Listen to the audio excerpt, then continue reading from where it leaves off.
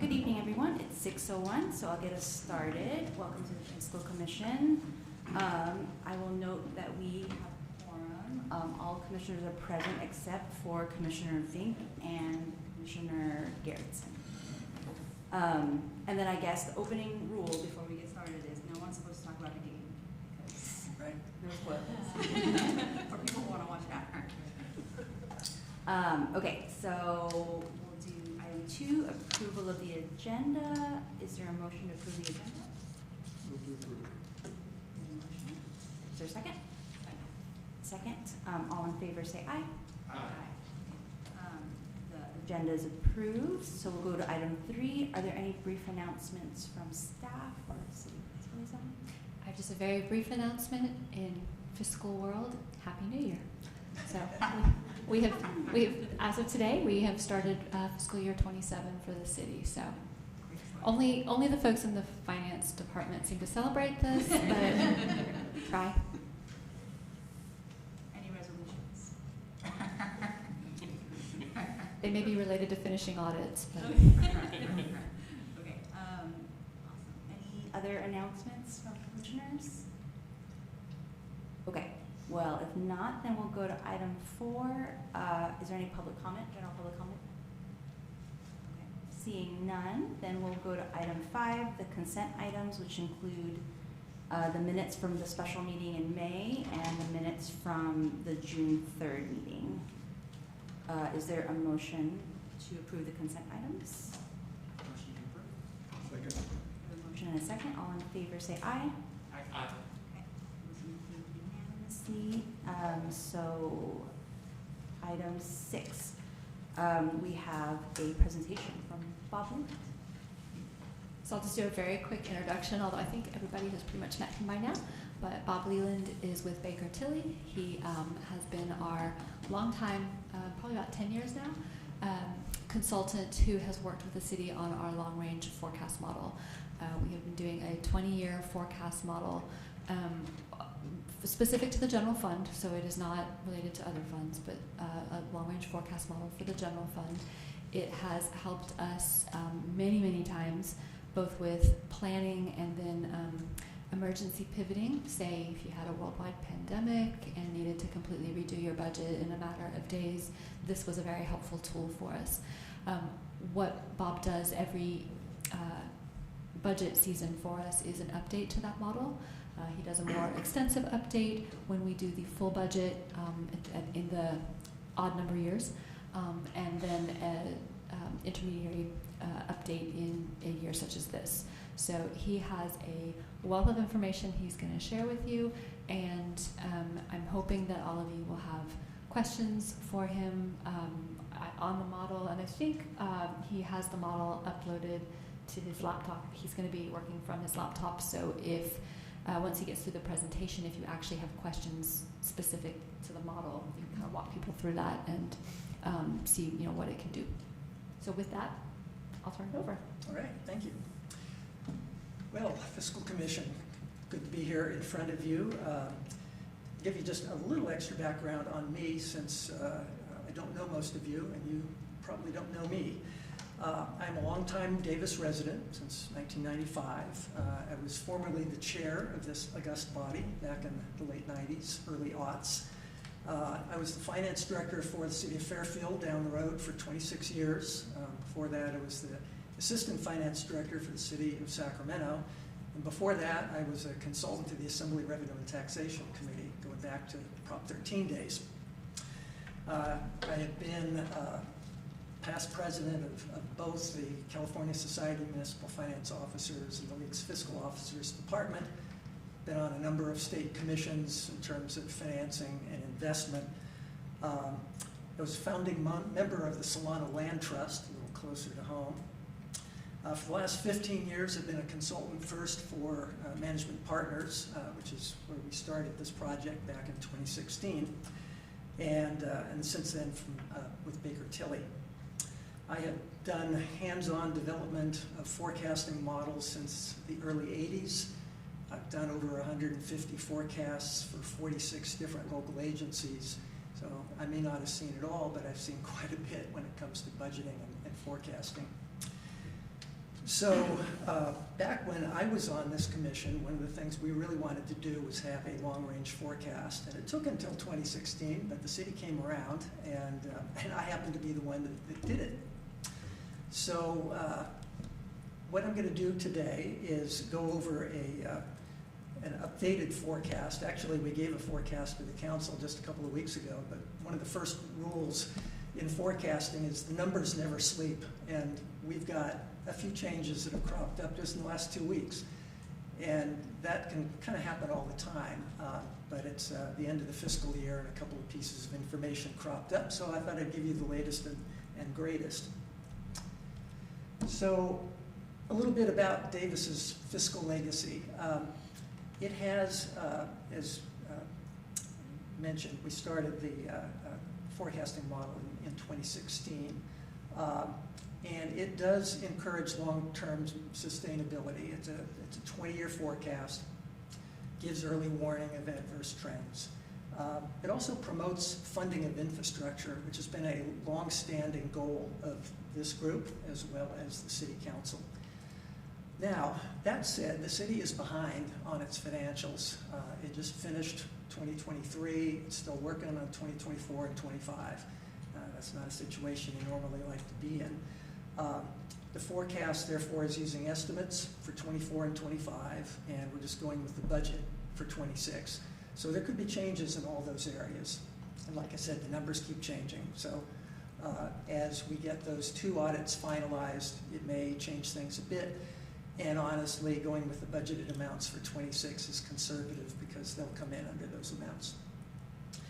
Now, another thing that's kind of interesting to look at, and I'm going to spend a little bit of time on it, demographics of the community and the slow growth policies of the city in past years have resulted in a smaller tax base than a comparable city in terms of population. And it has required a whole series of voter-approved taxes in order to make up the difference. So we're going to take a look at that. But first, demographics. Now, Davis is not your typical city. I don't need to tell you that for a whole lot of reasons. But one reason where it really stands out is the population makeup by age. So the chart here compares Davis to California. Latest data available, the 2024 American Community Survey from U.S. Census.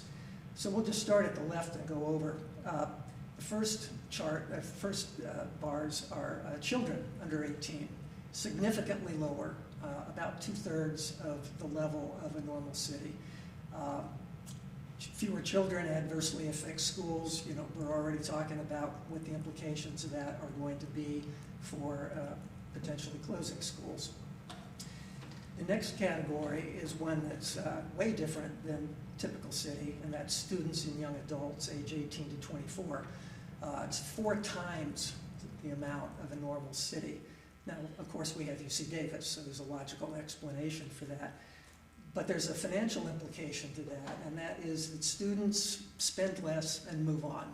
Now, it's kind of an evergreen situation. We've got a portion of the population that's always the same age, but they don't spend the way that, you know, adult households do. And then we get to the next category, those prime-time working age adults, 25 all the way up to 64. Also significantly lower. And this is who spends the most, and Davis has fewer of them, and that has implications we'll see in a moment. The last category, seniors, also smaller, but closer to the statewide norm. Now, largely because of the students, Davis has a median age of only 24.7 years compared to 38.1 for other California cities. So that's where we start, and we slide into the implication for sales tax. And this is a little bit eye-opening. The chart in the upper left shows the sales tax per capita for Davis compared to all cities in the state of 50 to 100,000 population. So that's sort of our group. Davis is about $128 per capita. The median for that group is $231. So, you know, Davis is just over half of the median sales tax per capita. And Davis ranks 368th out of 483 California cities, so that puts us at about the 23rd percentile. Now, the implication of that is that if we were at the median and collecting that much per capita, we would be generating another $6.9 million a year just off the 1% sales tax, the uniform Bradley Burns rate that everybody gets. But Davis has two 1-cent transaction and use taxes. Those are the local voter approved, often referred to as sales tax, but they're transaction and use taxes. And they're allocated on the basis of the buyer, essentially, location of buyer, as opposed to the sales tax, which is the location of the seller. That makes for two different tax bases. If you have a lot of sellers, you're going to generate a lot of the 1% sales tax per capita. On the other hand, Davis, which has fewer sellers than your typical city, has 65,000 roughly buyers, and that's why a 1% of the transaction and use tax raises 38% more than the 1% sales tax. So remember, sales tax based on where it's being sold, transaction and use tax based on who's doing the buying. So right off the bat, you have a full 2% at 38% higher. Each of those 1% generates another 9.6 million. You add them all up, $26.1 million a year. Now, if we had that, the happy days are here again. But the reality is we wouldn't have all the local voter approved taxes if that were the case, right? Because you look at other cities have not had to go there. So where we've had to go is here. Heavy reliance on voter approved taxes. The ones in blue at the top are pre-Prop 218. So voter approval was not required. The construction tax charged with the building permit, public safety charges that you'll see on your utility bill, the municipal services tax also on the utility bill. Then there's a whole series of votes. Starting in '98, the park tax, which was later renewed and had an inflator added to it. The first of the 3 transaction and use tax votes in 2004 got us a half-cent rate. That got bumped to a full cent in 2014. There was an increase in the TO tax. The cannabis tax got approved in 2018, and then finally Measure Q in 2024 boosted another 1%, so a grand total of 2% local rate. Now you look at the total from all those sources, $33 million, okay? You go back to the prior slide, what are we short? Like 26 million, just based on the sales tax at the median. So the 33 million is basically covering that shortfall and then some. Okay, so let's look a little bit at housing. I talked about slow growth as a policy. Slow growth doesn't mean no growth. The upper left shows Davis new housing units from 1991 to the present.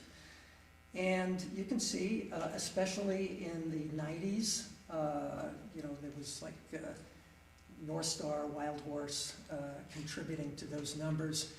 There was one year when it was over 1,000 units, and it was often in the, say, 300 to 500 range. Then came the Great Recession, and everything shut down, not just in Davis, everywhere. So there's very little that occurred during that period until about 2017 when it picked up again. The average over the last 36 years has been 285 units a year. Now, I tell that to some people and they go, oh, that's not possible.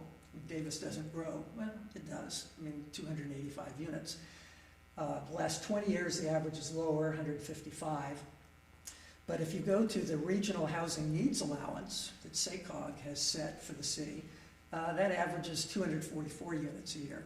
So it's kind of right in that area. Actually, some cities have RENA numbers that are far in excess of what they're producing, and Davis is actually not too far away from that.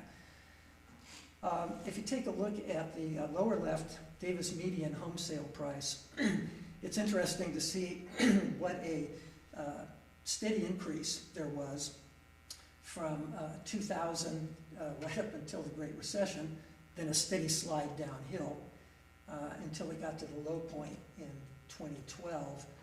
And then pretty steady increase, kind of up and down a little bit since then. In fact, really since 2022, overall home values have been flat. And in terms of population, in the lower right, you can see what's happening there. Pretty steady growth, and then a rebenching of things right around the pandemic, and lower since then.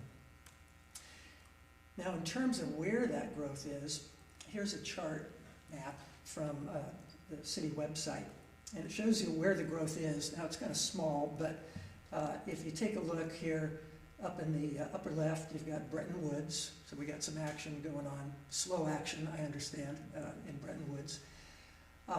And over Palomino Place towards the northeast, and the Casa Verde sort of middle east. Those are the big areas that are going, and there's some smaller units we can take a look at in a moment.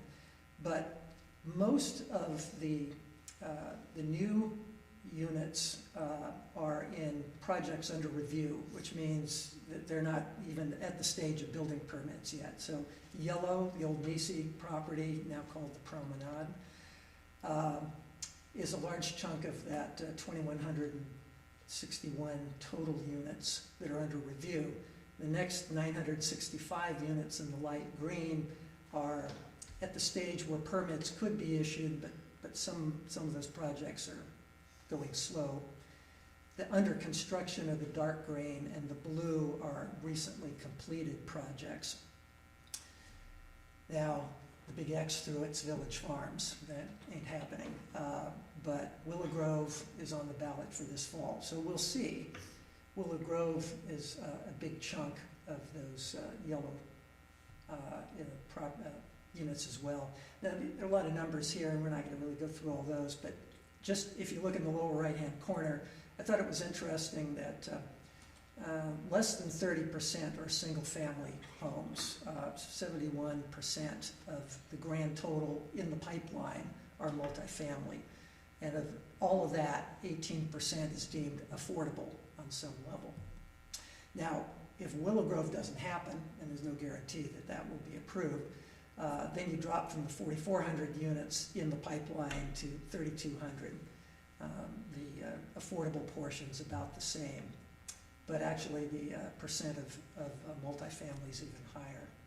So there are some things that are happening, and we should be able to hit, at least in the near term, that 244 unit per year average that the Regional Housing Needs Allowance calls for. Then there's UC Davis. I thought this chart was kind of interesting. It takes it from the beginning up till now, and you can see that enrollment took off like a rocket around 1960 and went steadily up, really until the last few years, and then it's kind of flattened out, a little bit up and down, but significant change from what it had been. And of course, there are some reasons for that. In terms of undergrad, that's the bulk of it, 84%. So let's take a step toward a different type of economic issue, and that's recessions. The forecast has recession built into it. The chart on the left is recessions over the last 100 plus years. And that is the orange bars are the period of time when officially we were in recession under the federal definition. The red line is US unemployment rate.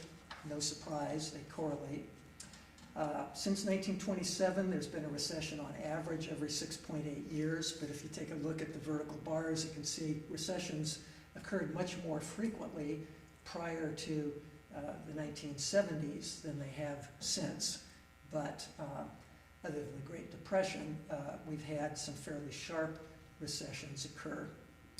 And the chart on the upper right takes, using state data for cities, taking a normalized growth rate and then taking a look at what happened during a period of each recession, we're able to come up with, on average, the loss for a California city in terms of revenue during these different recessions. And you can see that there's four that I'd call moderate.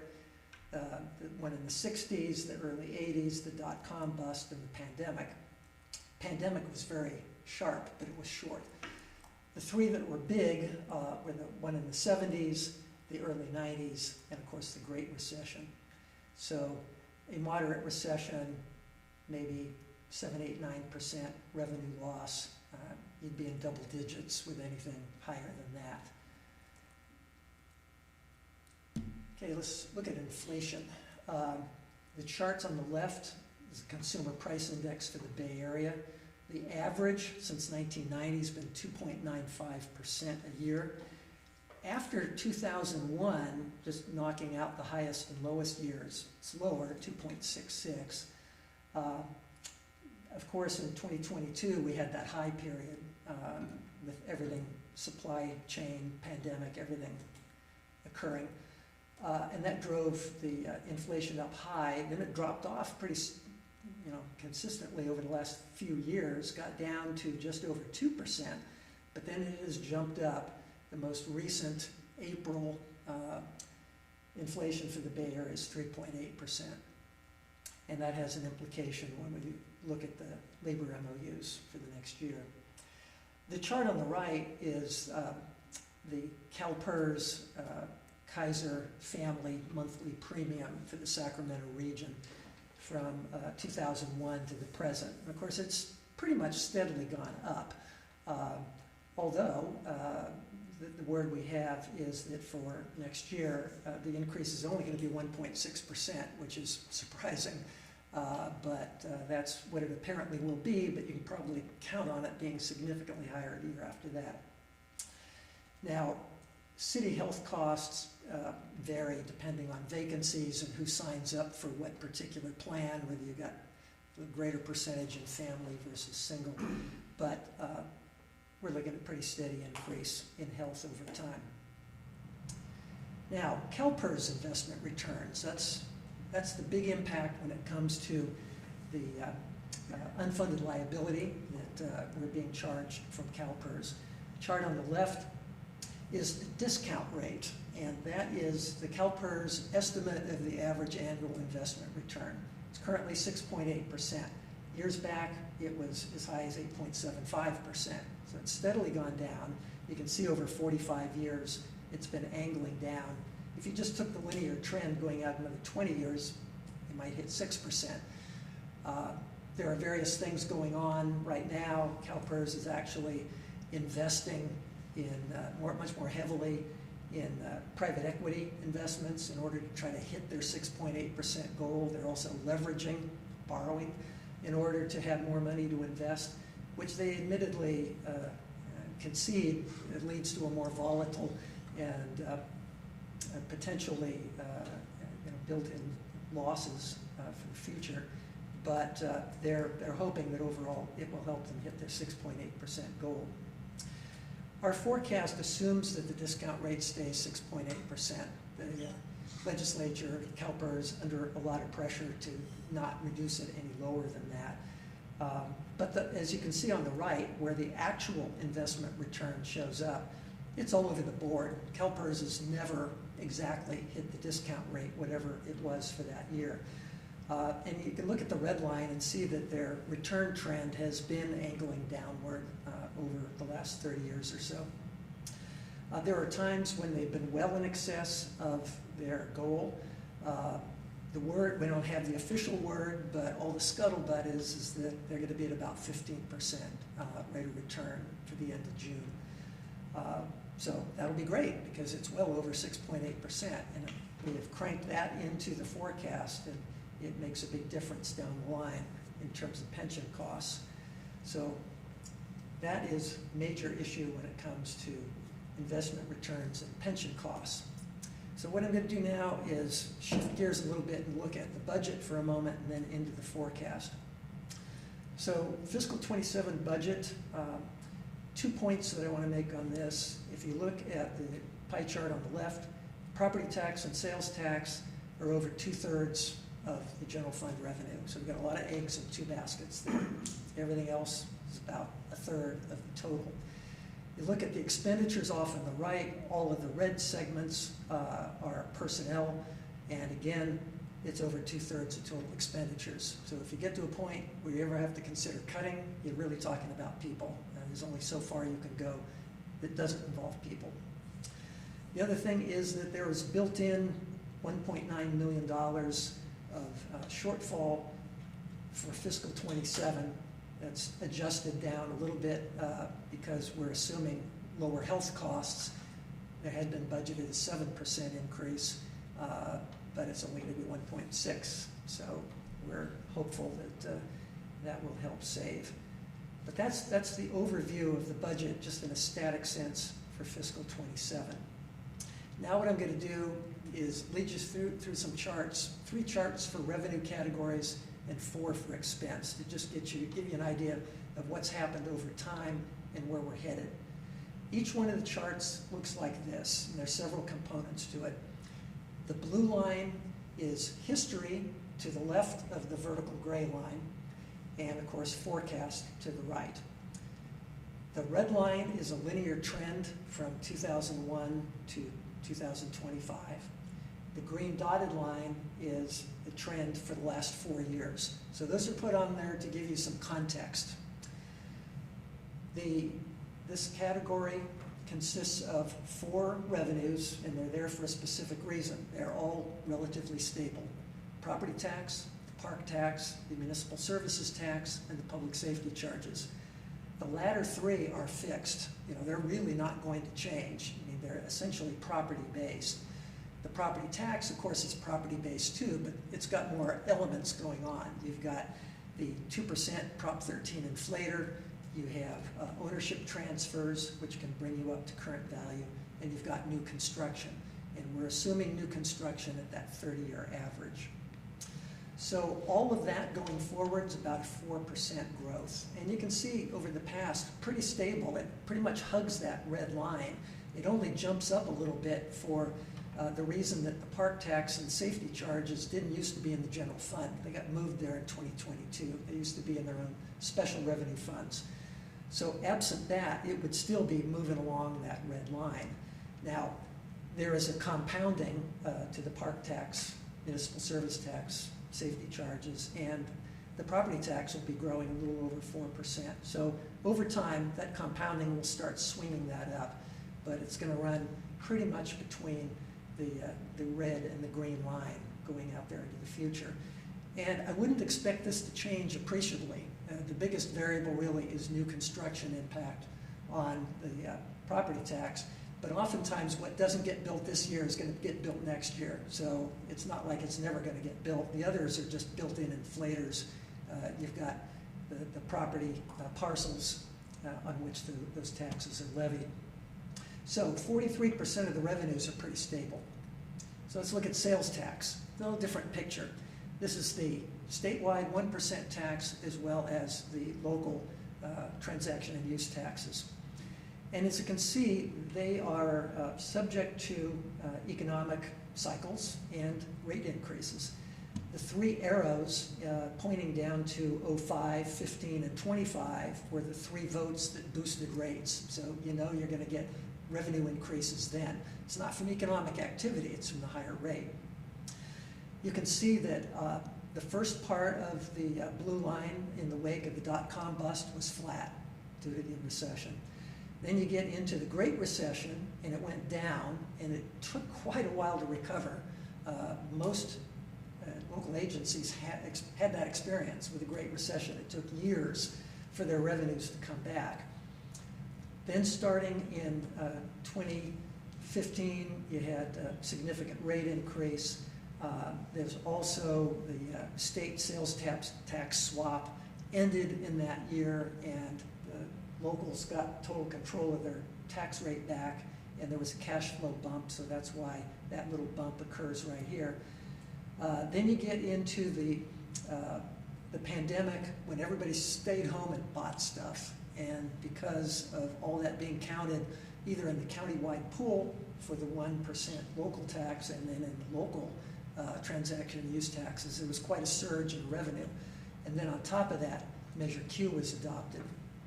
So other than that, though, in the immediate wake of the pandemic, revenues were flat. It's like everybody had kind of tapped out. They'd spent when they were home buying things online, and then not only here, but statewide, sales tax revenues were flat. Now we've got the big jump with Measure Q, and that's what brings it up high. up there in fiscal 26 and 27. Now, the reason you see a dip in 28 and then every 7 years thereafter, that's our assumed impact of the moderate recessions. You know, the timing and the magnitude of the big issues with recessions, nobody can predict them with great accuracy. There's a saying like economists have predicted accurately, 20 of the last 5 recessions. Who knows what it's going to really be.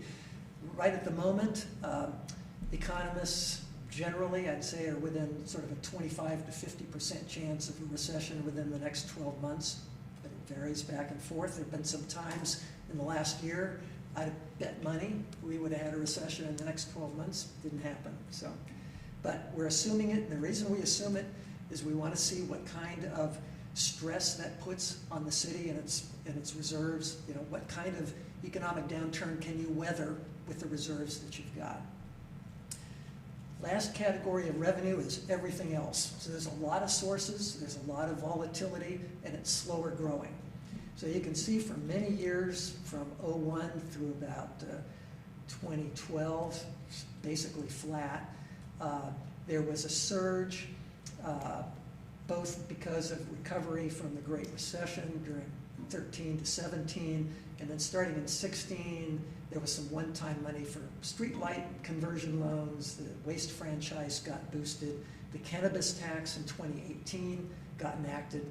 By the way, that peaked at $2.8 million of revenue. We're now down to 1.2. So that was thought to be kind of a panacea at one point, and it's not generating what it was hoped. And again, it's not specific to Davis. It's happening all over. The big spike from 22 to 24 was one-time pandemic money. That isn't going to be repeated. So we're now back down to, you see where we are here at 28. We're just going to kind of lope along at about 1.5% growth ongoing in that category. Some grow a lot, some don't grow very much, but that's everything else. Now, let's take a look at the expenditure side. Go look at pensions first, because this cost trend is truly unique.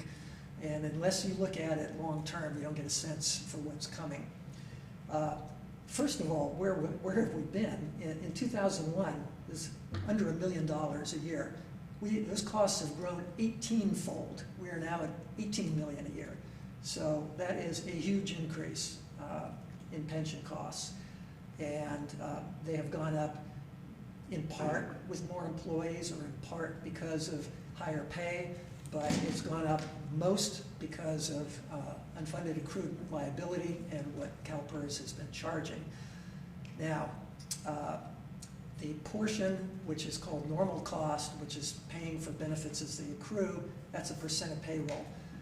What's the unfunded liability is a debt, kind of like a mortgage, only it's a bunch of mortgages.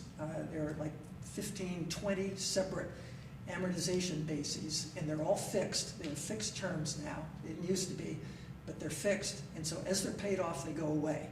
It used to be, back in the day, CalPERS sort of charged like if you were just paying interest only on your credit card, guess what? The balance never goes down, it actually increases.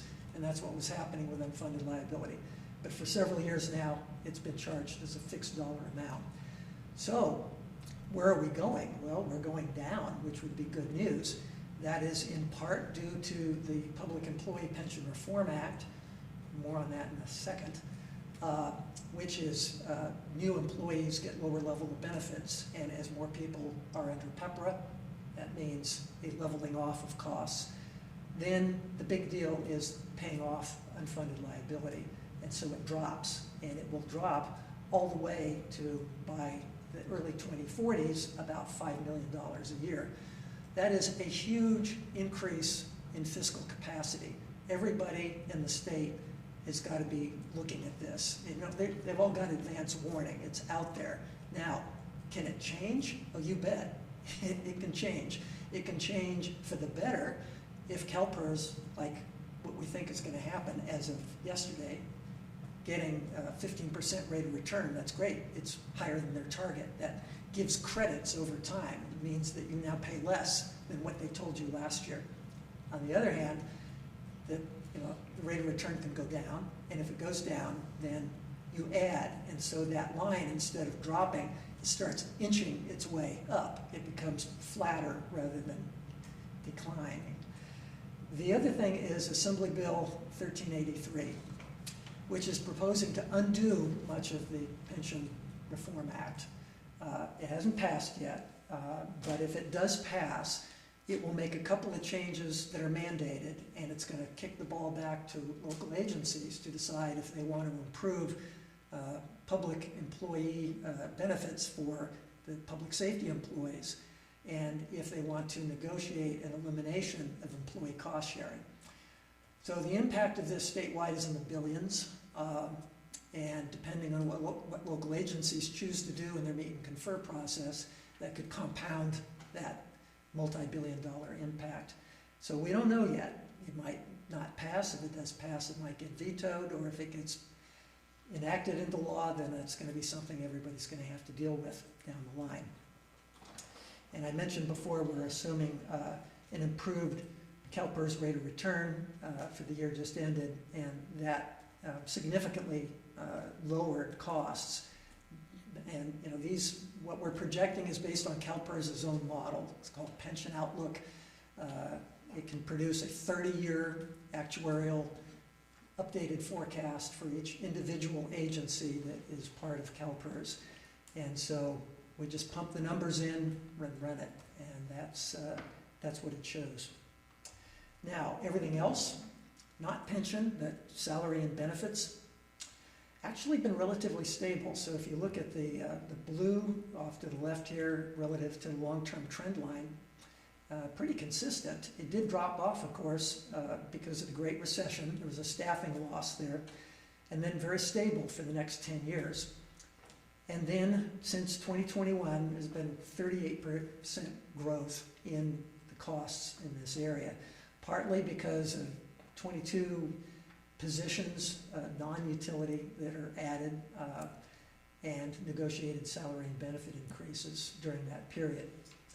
We're assuming on an ongoing basis about 2.6% growth, but we're also assuming no staffing increases, and that has implications for how the city's going to deal with future population growth and workload increases. This is a status quo forecast. Now, there's some updates that I built in since we talked with council, and that is that realistically, instead of assuming 2.5% ongoing COLA, we know the MOU adopted it's going to be 2 to 4%. As of April, it's already 3.8%. There's upward pressure. There's a pretty good chance. It's 10 months to go before the next measurement in February of 27, but there's a pretty good chance it'll be 4%. Built in the lower health, and then assumed 4% ongoing. We've got 2.5% for overtime growth, 3% for workers' comp.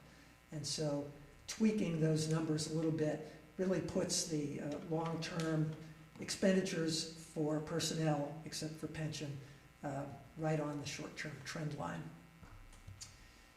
Now, if you look at O&M costs, including all expense credits, those are reimbursements the general fund gets from other funds, you can see that while it wobbles around, it more or less tracks with the long-term trend until you get to 2021, and then there were some significant changes that occurred during that period. Professional service and contracts nearly tripled.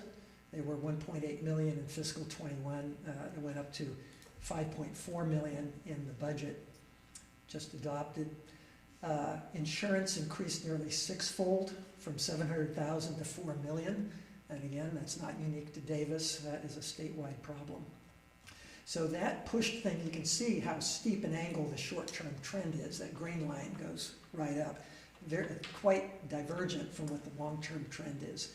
Now, we're assuming two things have happened. One is the adopted budget pushed costs down from where they had been in 26, and then we're assuming a growth rate that pretty much parallels the long-term trend. So that's what we're assuming at this point in the forecast. The next category is capital and infrastructure costs, and we're going to look at that in a little different way. Infrastructure has always been a big priority of this body, and the city has kind of stuck its neck out and really done the hard work of identifying not only just what the street and bikeway costs are. Those tend to be pretty typical. You have your pavement condition index, and they have a program to indicate what the costs are in that area. But they also have done studies for parks, for buildings, for traffic maintenance. And so we've got a whole slew of categories here and identified needs.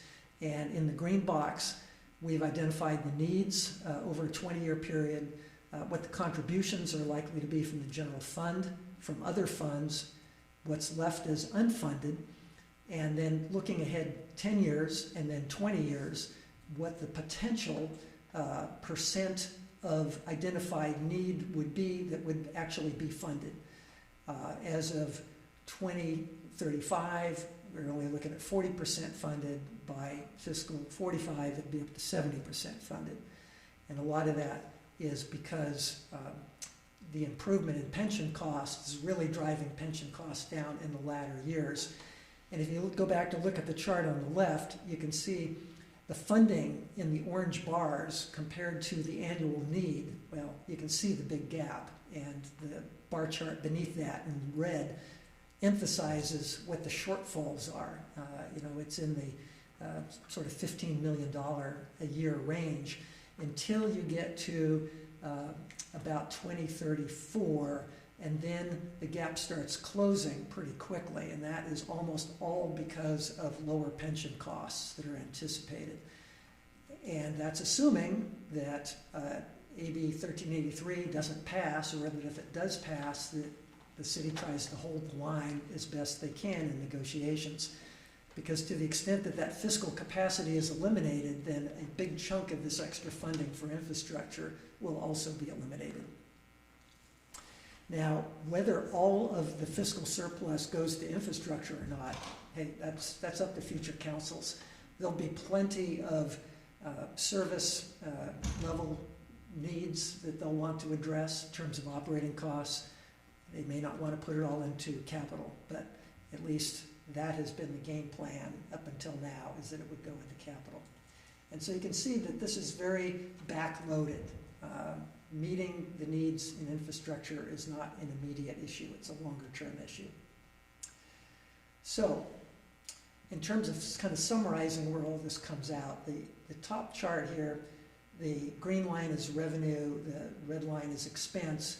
You can see that there are two green lines that diverge here. The lower dotted line is where revenues would be without Measure Q. And you can see how much of a gap there would be.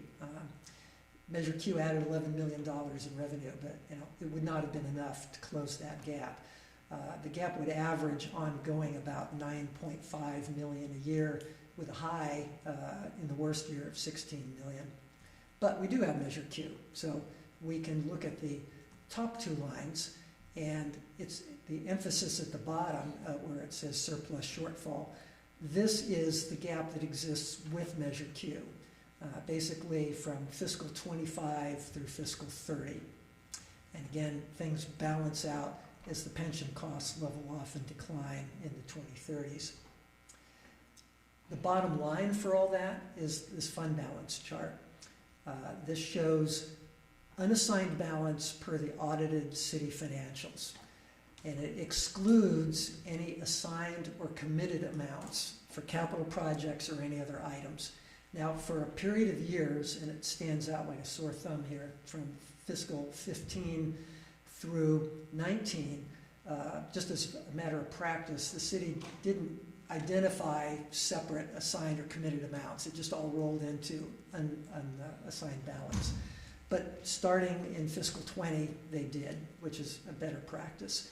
And so you can see that while there's still an assigned balance in excess of the city's reserve goal, which is the red line, and that's 15% of expense, it then drops off, and you've got this gap. And so that's the gap to be bridged if one wanted to completely meet the reserve goal.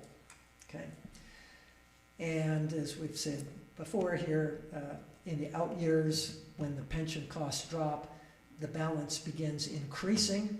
You see it magically stops at the reserve goal, not because it really stops, it would keep going, but the idea is they're going to divert anything in excess of that to the infrastructure or improved services. But we would just keep the reserve balance. That's the assumption. Okay. So what does the city want to do about that gap? There are several things. First thing is it could just watch and wait. They're meeting their goal in fiscal 27, so you could use 27 to plan for potential changes.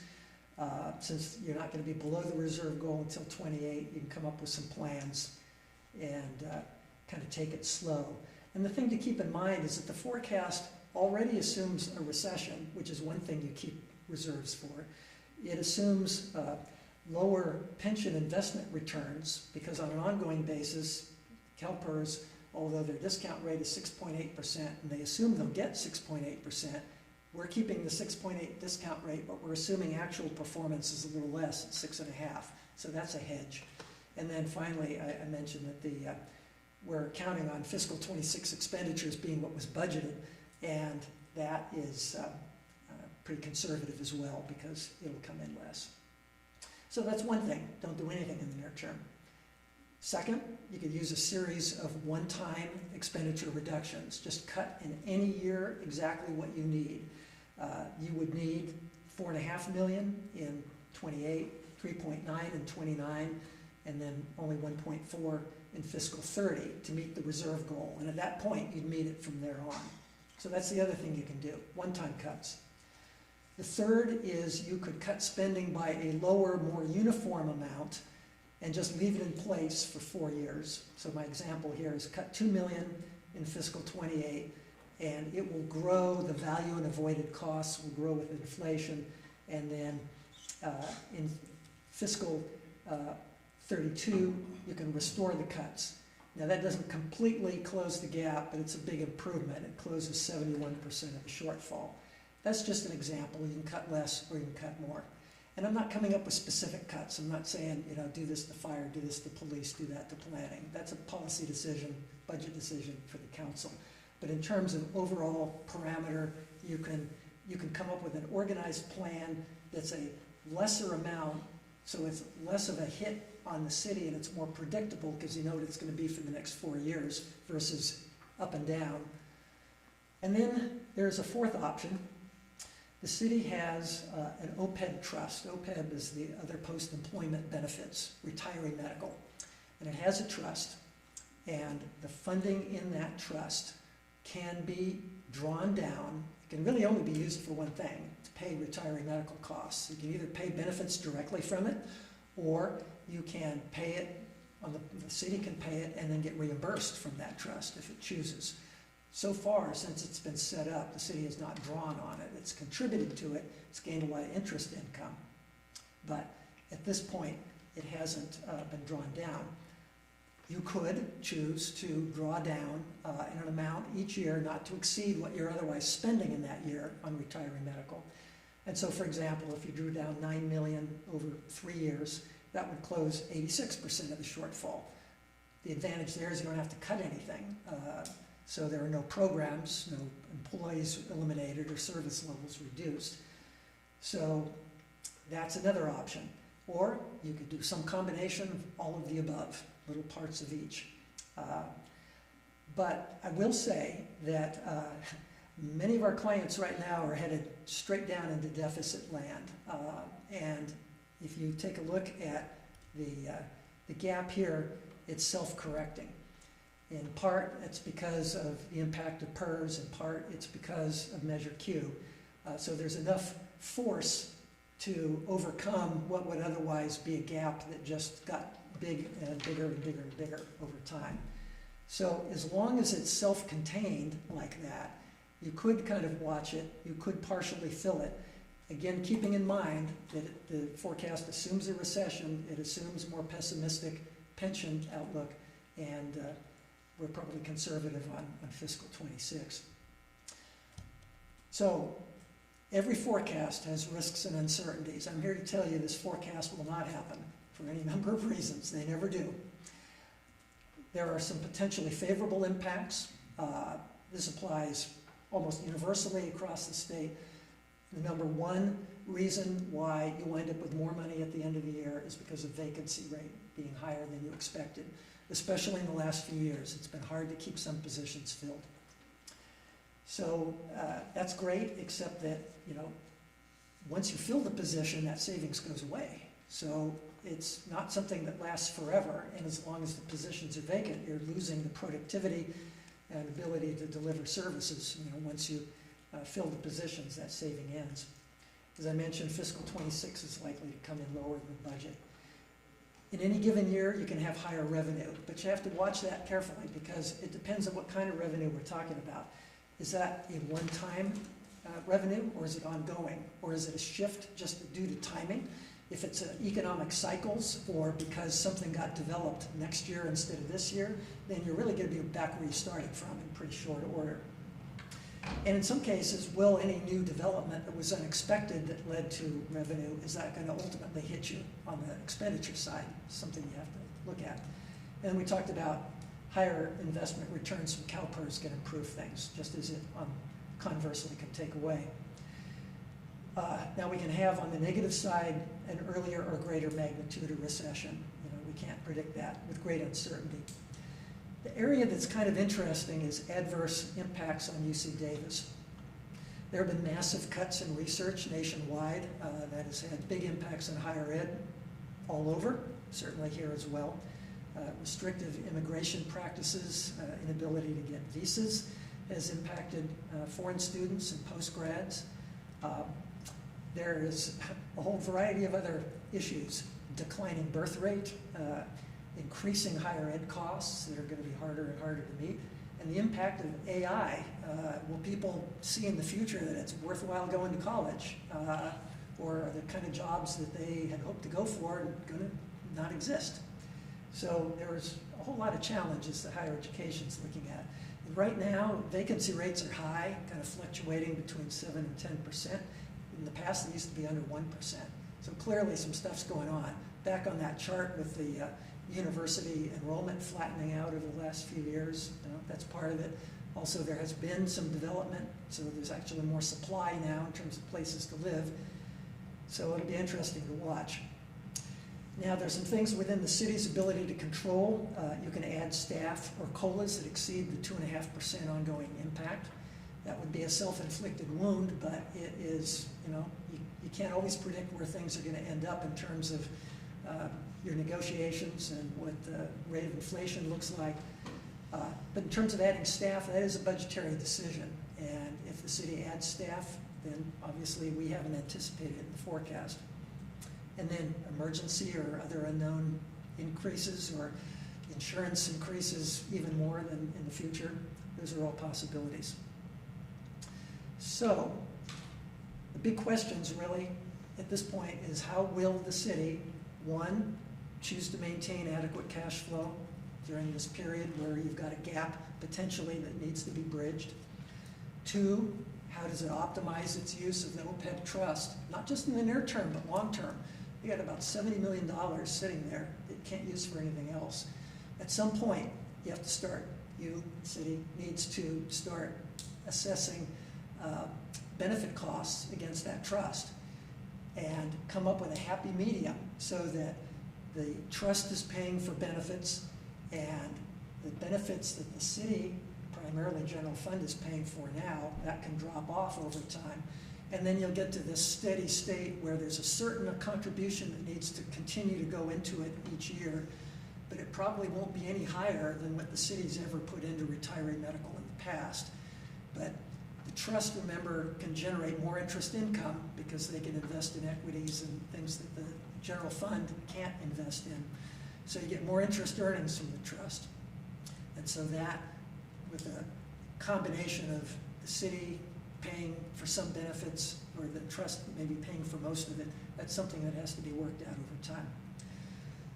The third is how do you deal with the increasing population and workload with no increase in staff and only inflationary growth in operating expense. at least until those lower pension costs arrive. Fourth is, how do you address rapidly increasing infrastructure costs when you're putting $3 million a year in for year after year until you get to that magic time when you've got more fiscal capacity? Those capital costs are going to keep going up. Each year, when we recalculate what the need is, it gets higher. And the longer you put off repairing streets, you can't just resurface it, you got to tear the whole thing up. Dealing with the pressure for higher pension benefits if AB 1383 passes, we mentioned that before. And then just dealing with any higher than expected costs from any other area. Those are the major challenges that the city and everybody else is going to have. So that concludes the prepared remarks, and I'm happy to respond to questions. I've also got the model here. If anybody had any specific questions, we can look at that too. So, Madam Chair. Awesome. Thank you so much. That was incredible, like super informative and so wonderful. Before we go to like more in-depth discussion and questions, are there any clarifying questions? And then we'll do public comment and we'll come back to discussion. So any clarifying questions about the presentation? I have a number of, I hope, each of them short clarifying questions. So if you go to slide 10, so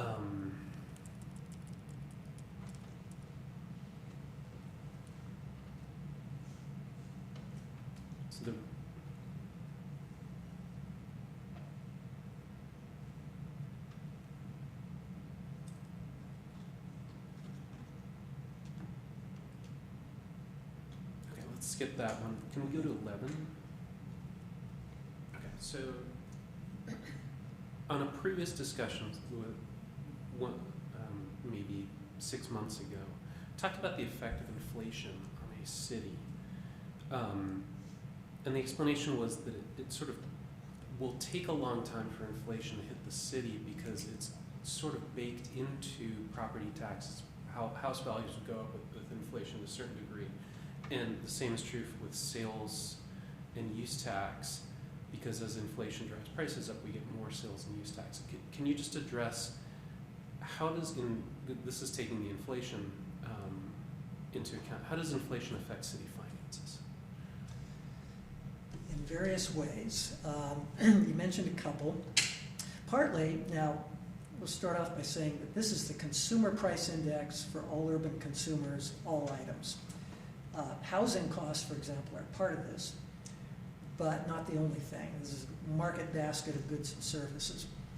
A lot of people look to CPI as the definition of what inflation is, but inflation hits in different ways. It hits on the revenue side and on the expense side. So in terms of revenue, clearly the upward pressure on home values means that over time, high inflation could be pushing up the value of homes, assuming that they continue to sell at higher and higher levels. One of the things that we looked at in terms of the home values was that the white part of this chart here shows how that's actually kind of flattened out. So just because CPI is going up doesn't necessarily mean that the home values in your area are going to go up by as much. So that's one issue to keep in mind.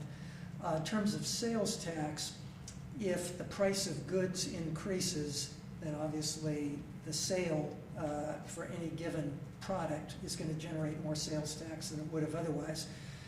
But if inflation means that inflation is high and it's because we're in a recession and people are losing jobs and not purchasing, then that kind of inflation does not necessarily translate because the unemployment could be adversely impacting sales.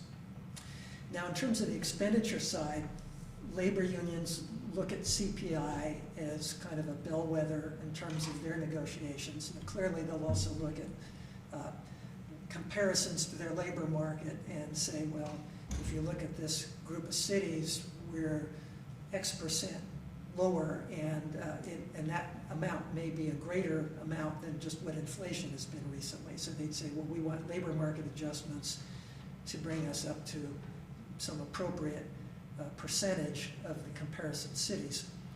But inflation is a driver for that, and there are even the most recent MOU, which is for a couple of years, the agreement was you get inflation, you get the CPI, flat out what the Bay Area CPI is as of February, but no less than 2, no higher than 4.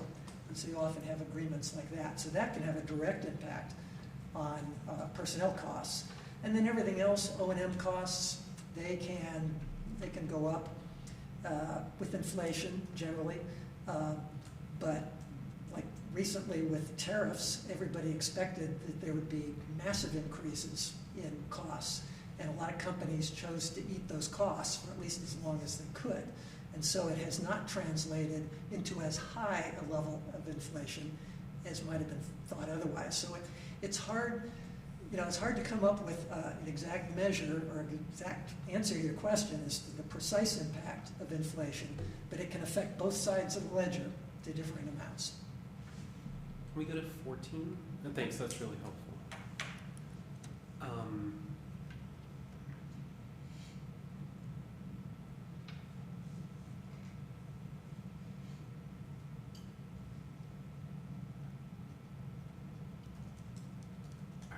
How about 15? So I think some of these got answered as you were talking, but I wrote. Okay, I wanted to ask about, to the right of the gray line on this graph, there's the projected, I'm talking about the blue line. Yeah. So it's the projections. And it sort of runs at one angle for about 7 years and then dips, and then runs at an angle for 7 years and then dips. Is that basically assuming a recession about every 7 years? That's right. Okay. So the reality is those dips probably won't be there, but it's building in a certain number of recessions at a certain frequency. Yeah. If you look back, the dot-com bust, which was the early aughts, sort of 2001 to 3 were the main years of impact. If you look at that little dip and compare it to the ones that we're projecting, it's different, but there's some similarity there. And the dot-com bust is considered a moderate level recession, and that's what we're assuming going forward. And so it's not as prolonged and deep as what happened with the Great Recession, but it's a short kick in the teeth. And over a year and a half, you see a total loss of maybe 7.5% of growth in sales tax from what you would otherwise see. And then over the ensuing 3 years, you get that 7.5% back. And that's what leads to the little wobbles and lines over time. So it's meant to approximate what that is. That makes sense, thanks. Could we go to 17? So I'm very interested in the issue of the pensions. And forgive me, I think there are people on this commission who understand it better than me already. But for this one, can you give us a sense of who, and I'm talking about the time period when city employees have worked or will work for the city, who is represented in this graph? And I think the rules changed. So for example, there's a big change right about 2027, 2028. Who are the employees whose pensions are reflected there? And how does that, today's city employees, where you're expecting their retirements somewhere in the 2030s to 2040s, how were those rules different? And I almost want to know, how many people are we looking at? How many people's pensions are we looking at here? Oh, that's really interesting. So first of all, you have employees that work for you now. You have employees that used to work for you and now work for, let's say, West Sacramento or somebody else. But they have service years accrued from Davis. And so part of your cost is for them, for the years that they were here. And then you have people that are retired. Okay? And then you have people who are no longer alive but have surviving spouses. So there's a whole cast of characters that enter into this. The amounts You see, back in 2001, when we were hardly paying anything, CalPERS was laboring under the mistaken impression at that point that the great investment returns of the 90s would continue forever. And they never envisioned a circumstance where that wouldn't occur. So they created something called superfunding. They said, you have more money. You don't even have to levy anything. You don't even have to pay us anything. We're just going to keep what you gave us in the past. We're going to invest it. This could be happy days are here again. There were cities told that you would be superfunded for the next 50 years. 1 year later, it all came crashing down. And all it took was the dot-com bust, and that wasn't even that big a recession. But oh man, did it kill CalPERS investments. So they had to then acknowledge that they had not been collecting everything they should have for people who used to be employees. And so one of the big reasons why the costs have escalated is because it's paying unfunded obligations on behalf of people that aren't here now. They used to be here. And so in order to make sure there's enough money to pay all their benefits over time, we have to increase the burden right now. Now, it used to be that the normal cost, which is kind of pay-as-you-go for benefit, and the unfunded liability, which is your debt that you should have collected in the past but failed to. And that's not on us, that's on CalPERS. They all got expressed as a percent of payroll of people who are here right now. Because who else can you levy it on except the people that are here now? The ones that are gone, they're gone. But people that are here now, percent of payroll. And so it got pretty astronomical. I mean, there are places where you've got safety plans that are, 80% of payroll, just for pension. It's a huge overhead. I mean, there are other states I've done work in where, it's 15%. I mean, California got way behind the curve, gave much too generous benefits and didn't collect for it. And so they've been making up for lost time. They've been reforming what they've done. But those costs are largely unfunded liability, which is why when you see out in the 2040s, the reason it can get back down to about $5 million a year, it's like that whole big iceberg portion that's sticking above water. That was all this unfunded liability. You cut that off, and ongoing, it's like $5 million a year obligation is all that we'd have. But all that cost is not only incurred for some people that are here now, but for people who used to be here. Do you know about how, let's say at the peak of about $15 million, about how many people's pensions is that?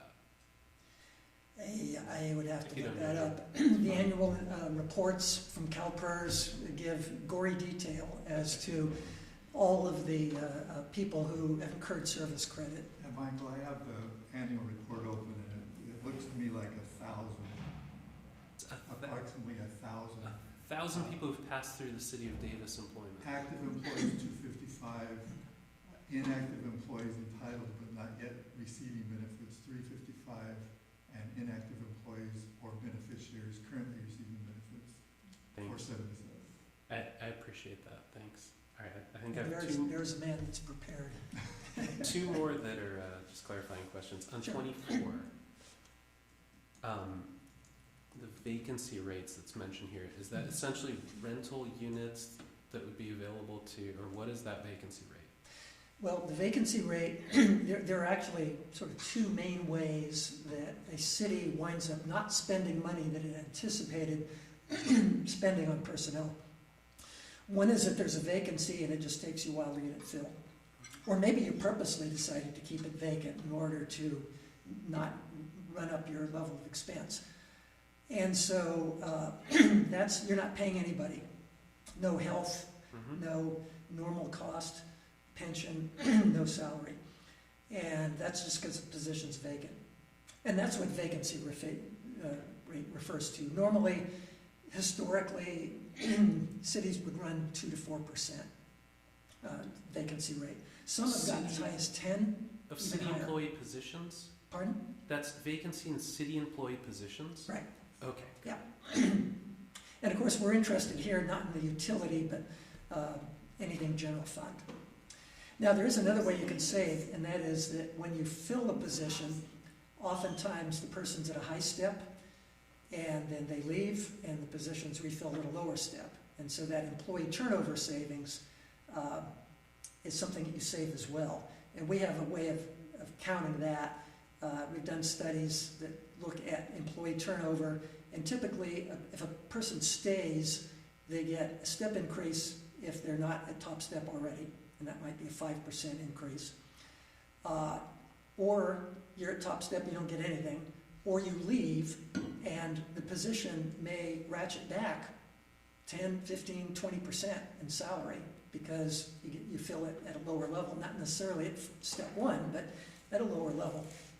And so employee turnover savings offset by merit increases is almost always about 1/4%. I think what I'm missing here, this is a bullet under adverse impacts on UC Davis, and I'm missing the connection between UC Davis and vacancy rates of city employment. No, UC Davis doesn't have anything to do with vacancy rate. It's just economic impacts on the university are going to have an impact on revenue. In this bullet here on the right side of the slide, it says vacancy rates are high. Those are vacancy rates. Oh, I'm sorry. Those are rental vacancy rates. That's rental vacancy. I'm Okay. sorry. So city I should have rental said vacancy. yeah. Right. I should have said rental vacancy rates. Got it. Okay. That's what I was missing. Okay, that makes more sense. Yep. And then on 25, you've mentioned AB 1383 a couple times. Yep. Can you tell us again, what is AB 1385 going to do if it passes? It, first of all, creates, it lifts the cap on what higher paid positions can accrue in terms of benefits. There's a cap now that was put in effect under the PEPRA, and it raises that. So that's an across-the-board increase. Then there's a 2-year change in retirement that is allowed for police. So instead of having 3 at 57, they could have 3 at 55 for the newer positions. So that's going to cost more money. Then there are the ability for the locals to go with these new plans, and there's also the ability to give up any negotiated cost savings. So right now, most cities have anywhere from 3 to even 10% or more of payroll that employees are paying to the city to offset the city's cost of pension. And those were all negotiated, but and under the PEPRA, there are certain minimum cost sharing that were put into effect, and it would give the city the ability to give that up. Okay. Yeah, all of which would drive costs higher. Would any of that happen automatically? There are a couple of aspects of it that would happen automatically. The going to a new plan and the giving up cost sharing is negotiated locally.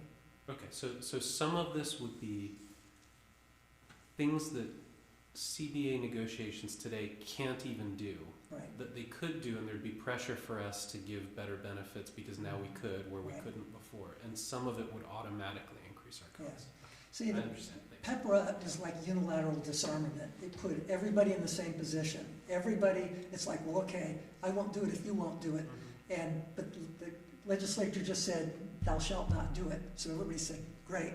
You know, we can't be forced to go to negotiation and maybe against our better judgment, go ahead and agree to something that is going to be a big cost over the long run. So as long as everybody did it, that's great.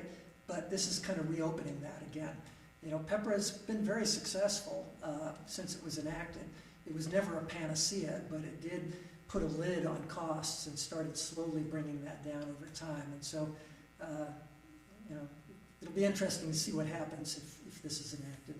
If I can just add, if you go back to that one slide that showed the pensions and the obligations, so when it starts to decrease, that's the effect of PEPRA, where we really have more PEPRA employees and fewer what we'll call classic, which is the higher level of benefit. That's why you get that downfall, or one of the big reasons. Thanks. I think the rest of my questions will spark discussion, so Okay. I'll wait. Any other clarifications? Commissioner Harper? Yeah, a couple of clarifications. Thank you for the presentation. It was excellent, and we appreciate your adding your expertise into our city's financial analysis. So thank you. Is the projection cash basis? The projection, the historical is based on the actual financials, so it's modified accrual gap basis. Projecting ahead, I would say it is largely cash basis. Where is it not? What do we need to think about? Well, I'd say, Kelly, I think it's all cash basis. Really, I don't think there's anything that to a certain extent, there are amounts being withheld for expenditures that didn't get made, let's say, last year, and they'll be carried over into a reserve account and spent next year. In addition to the cash amount, say for contracts that's in the budget, there'll be some contract amount that'll be spent out of reserve, but that's really it. Everything else is cash. Okay. All right. So this is general fund only. Did you look at or consider that there may be expenses in other funds that the city general fund needs to cover? So for example, and my specific concern is deficits in many other non-general funds. The general fund is always the funding source of last resort. Exactly. And we have had clients get into huge trouble, with Stockton being a major example of owing millions of dollars to other funds. So I know how that can creep up. I'd say more, if for instance, if you have an internal service fund, let's take like technology, and you've got technology needs over time, and you might argue that the departments aren't contributing enough into it. Well, you could, if you're looking far enough out, you could say, well, we're just going to have to assume that the contribution rates increase. Otherwise, if you get to a point where something breaks and you really need it replaced, then you come back to the general fund for that. At this point, we have not examined other individual funds. We could do forecasts for those. That's kind of up to the city. But at this point, we're just looking at the general fund. So staff hasn't yet finished, as far as I know, the analysis on the deficits and how the plan for covering them. However, I remind everyone that there's $35 million of deficits in non-general funds as of the most recent audited financial statements. And so I'm assuming that some portion of that is going to need to be funded by the general fund, and probably a big amount. And so I think this analysis may not be showing a true picture if it didn't consider that drain on the general fund. So I know there's no answer to that question tonight, but I just want to point that out, since this is only the general fund that we're looking at. On the reserves, Mr. Leland, you said that we're basically on the reserve target currently, but the most recent staff report that I saw projected that we were $1.5 million below the reserve level. We were at 13.7% instead of at 15%. So I wonder what you're looking at versus what we were looking at that says that we were on target. You know? You have to answer that one. So, as Bob has mentioned, the numbers have continued to change as we closed 23 and got further into 24. They have been changing in a positive direction and closing the gap. I don't have the latest numbers on me, I'm sorry, but we were closing the gap in terms of the current reserve deficit, if you will, or meeting that target level. In addition to your previous comment, while we are not completely up to speed on all of the other funds, Alberta has been starting to do the reviews of the other funds, and we have the same situation in some of those cases. As we get better numbers, our situation is improving. We're not out of the woods, but it's less bad. Okay. All right.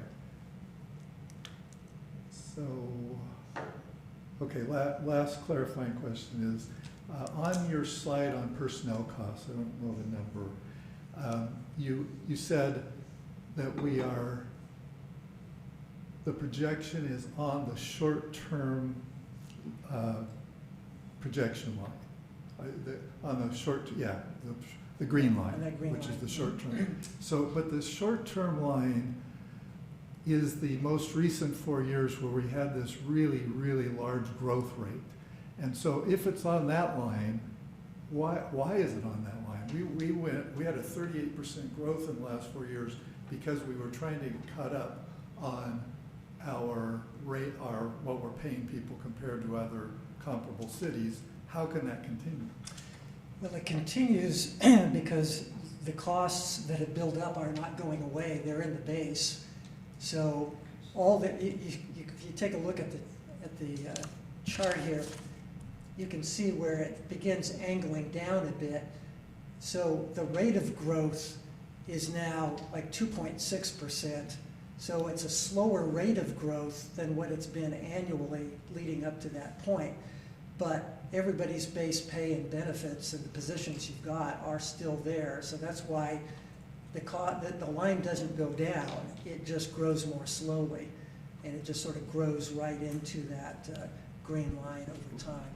But I would have thought that if you increase it by 38%, then it would start at that rate. It would start at that new base and continue along the same percentage increase. But we're showing a bigger percentage increase every year compared to the red line. Yeah. Well, but the red line is a linear trend from 2001 to 2025, so we're going to be higher than that for sure. That period of the 38% growth, you were getting as much as 6% growth a year, but it was from largely the addition of positions and also some negotiated agreements that boosted pay.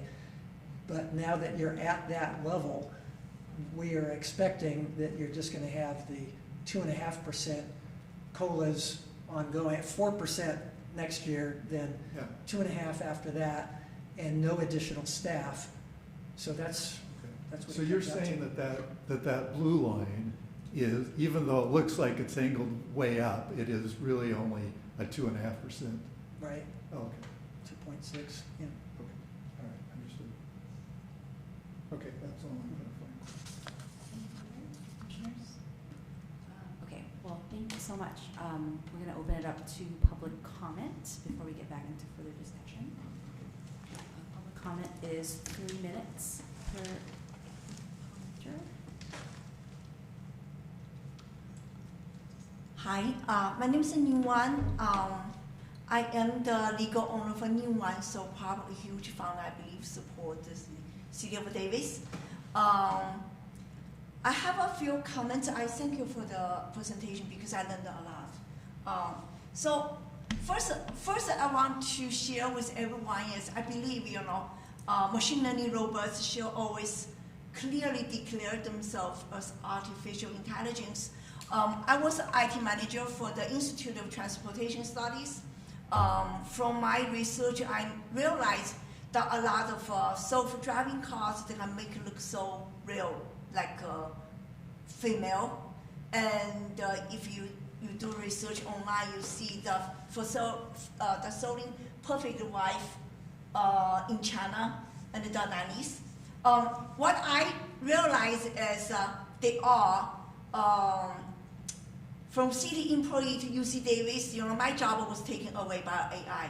I got early retirement from UC Davis, and so from the budget bill, I believe city needs to do something to clean up with AI bots, because many positions like one AI or one person with many boats collecting many different, I believe they're all robots, many different salaries. And then there are eastbound of the communists, the communists made a lot of robots look like a woman. The married to American men, older men, and when the men pass away, or the steal those American people's pensions, and the collecting the pension from the pension fund. So I think we need to clean up those. And the third one is I found out, I think we can, for the city of Davis or for California, I believe, we can cut health insurance, especially mental health, because I was putting 5150 involuntary hold, and that place, I found out what I meet the people has no problem mentally, but the all distance of the Chinese Communist Party. So the mental health become a tool to attack distance of the communists. This happened in China before, and now it's in the United States. So I think, and I pay more than $500, health insurance to Kaiser as a retired. So I got 90% of the coverage for my retirement. I only pay 10% self-paid, and then for the premium, I pay more than $500. I think that's too much, and the city is paying too much. Thank you so much. That's Okay, yeah. So that's important. And those mental health, behaved house, they don't have, it's not a hospital. They don't have the license. So, and Jianmin Huang is convicted murder, for your information. Any further public comment? Okay, seeing none, I'm going to come back to the commission for broader discussion about this item. Anyone want to start?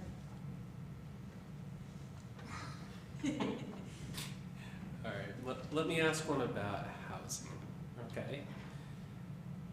And I realized when I asked about inflation, that was probably more for this section. Let me ask about development and building houses, okay? My broader question is, what is the effect on the forecast if Davis grows or does not grow, and how it grows? So that's really what I'm interested in, but I'm going to ask a much more specific question because I think it'll illuminate. So this model is a living model, and you've been maintaining it steadily, and we just found out that, within the last month, that Measure V was not going to pass. So I wanted to ask you, how did the forecast change when you learned that Measure V didn't pass? How would it have changed if it had passed? So what effect does that have on the model? Is that many houses either being built or not built? The model actually is not geared to the passage or no passage of any given development. It's based on the total units in the pipeline, which had been, even now without Village Farms, there's like 4,400 units. And since historically it's been about 250, that's what we're assuming ongoing. So it can be any combination of the above, or even something that isn't even on the list yet, could meet that 250. There's enough out there that for the foreseeable future, the city would be able to do that, with or without. Now, if it turns out if the second Willow Grove also fails, and if any of the other developments, which some of them have been kind of slow walking for a few years now, continue that, we may have to go back and reconsider. But the other element to this is that there's a lot of pressure from the state to approve housing. And there are cities that have not advertised themselves as no growth, but have essentially not produced much housing at all. I mean, I'm talking like 20 units a year as opposed to 250, which is more like Davis. And the state has got a list of cities it could move on and essentially just override local control in terms of approving housing. So even if a given development like Village Farms comes off the list, there's a lot of pressure to meet those those RHNA, the Regional Housing Needs Allowance targets over time. And I think it's probably a fair assessment that cities will ultimately grow at something approximating what those RHNA numbers are. So, let me ask it a different way, though. Okay, so at a prior meeting, I said something about I thought it was important for Davis to grow, that it was important for us to add housing. And one of the public commenters said to me afterwards, no, actually, if you look at the forecasts, in particular forecasts around Village Farms that they had done about the effect on property taxes and sales and use tax versus the services that would be provided, it sort of looked like it was a net zero. So the marginal effect of building a new single-family house, and let's talk about not like single-family houses, building 1 or 100 or 1,000 ends up being flat. That the services the city provides are roughly equal to the income we get from property tax sales and use tax, which surprised me. yeah. And let me finish the other piece. Then you presented to us that we're much lower on sales and use tax per head because we're a city full of college students and they don't, nothing against them, they don't spend as much per head on sales and use tax. So how does it affect the model if you were to learn that Davis would shift to a much faster growth or to almost a zero growth? What effect would that have on the general fund of do houses increase or decrease the reserve of the general fund? Well, they can do both. Past practice has meant that a lot of housing that would have developed in Davis went to Woodland in the north and to the east to west Sacramento. And that's why on that chart, actually didn't really discuss that too much, but if you took a look at this chart, this compares Davis to other college towns and towns in Yolo County. So we're down there at the bottom in yellow in 128 per capita. Now Palo Alto, it's a college town, but it's also tech, so it's different, but $551 per capita. But West Sacramento, $482. Woodland, $275, a lot lower, but those are our two neighbors, and they're both well in excess of us. San Luis Obispo, college town, a little smaller, a little more of a regional center, but it's at 460. Santa Cruz is actually the closest to us at 212, but again, we're at 128. So when a new development comes in, on the revenue side, it's a relatively straightforward calculation, especially in the property tax, and you can project sales tax. And so when these impact reports are done, on the revenue side, it's pretty straightforward.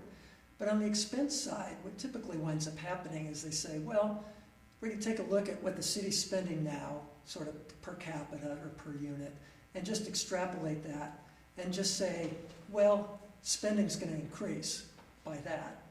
But is it? I mean, that's much more conjectural on the expense side. Especially with a status quo forecast, we're not talking about adding new positions. And typically, when a given development comes in, the city doesn't come in, HR doesn't come in and say, oh, I need a third of an extra position because some housing development went in. You could ultimately get to a point where you say, well, we need more police on patrol. And the worst thing that can happen is to say we need a new fire station, because that's a huge expense. But at the margin, not so much is going on there. So I always look with kind of a jaundiced eye at some of these analyses as to whether the city is better off or worse off. On the revenue side, you are for sure getting more money. On the expenditure side, it depends on what you decide to do with the budget. If you don't add new positions, there isn't really any extra cost.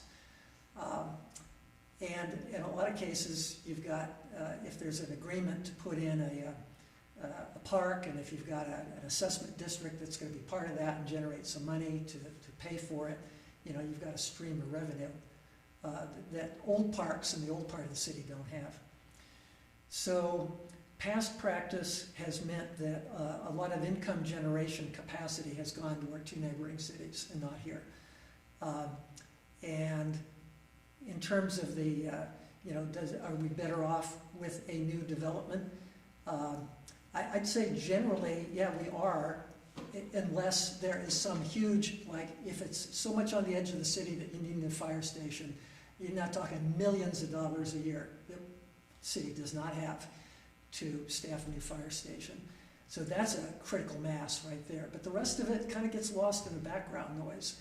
So generally, I think you're better off. And then there are other issues. It's like they generate more kids, and the school district has a more stable foundation. I mean, without transfers from Woodland, we would have had a problem a long time ago. And that kind of masked the impact for a while. And then finally, even the transfers weren't enough. There's not enough kids to go around. So, there's some impacts like that too.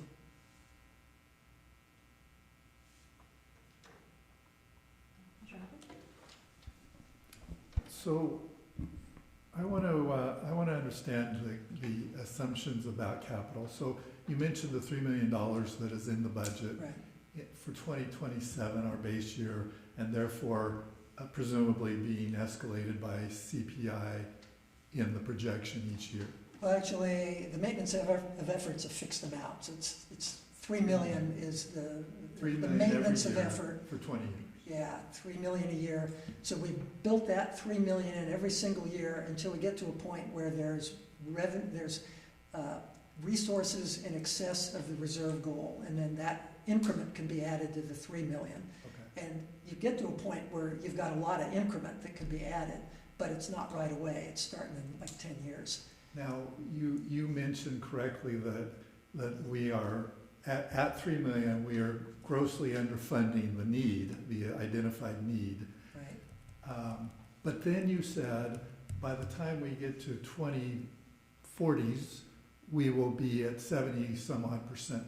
So I don't understand that. If we're going to fall further behind every year by a substantial amount, how do we get caught back up? The identified need is an inflated need. So But the does it 544, but going back several years, it was in the high 400s, and then it was in the 300s. So the thing is that this $544 million number is what keeps growing over time. This forecast is predicated on a number that has inflation built into it for the next 20 years. But costs are increasing, and every time we do one of these Nichols Consulting Engineer reports, they come in with a new set of inflated numbers. This is the set for streets and bikeways that they gave us about this time last year. So they'll come in another year or two and update it. But if I understand correctly, this doesn't assume that we are building an additional deficit every year.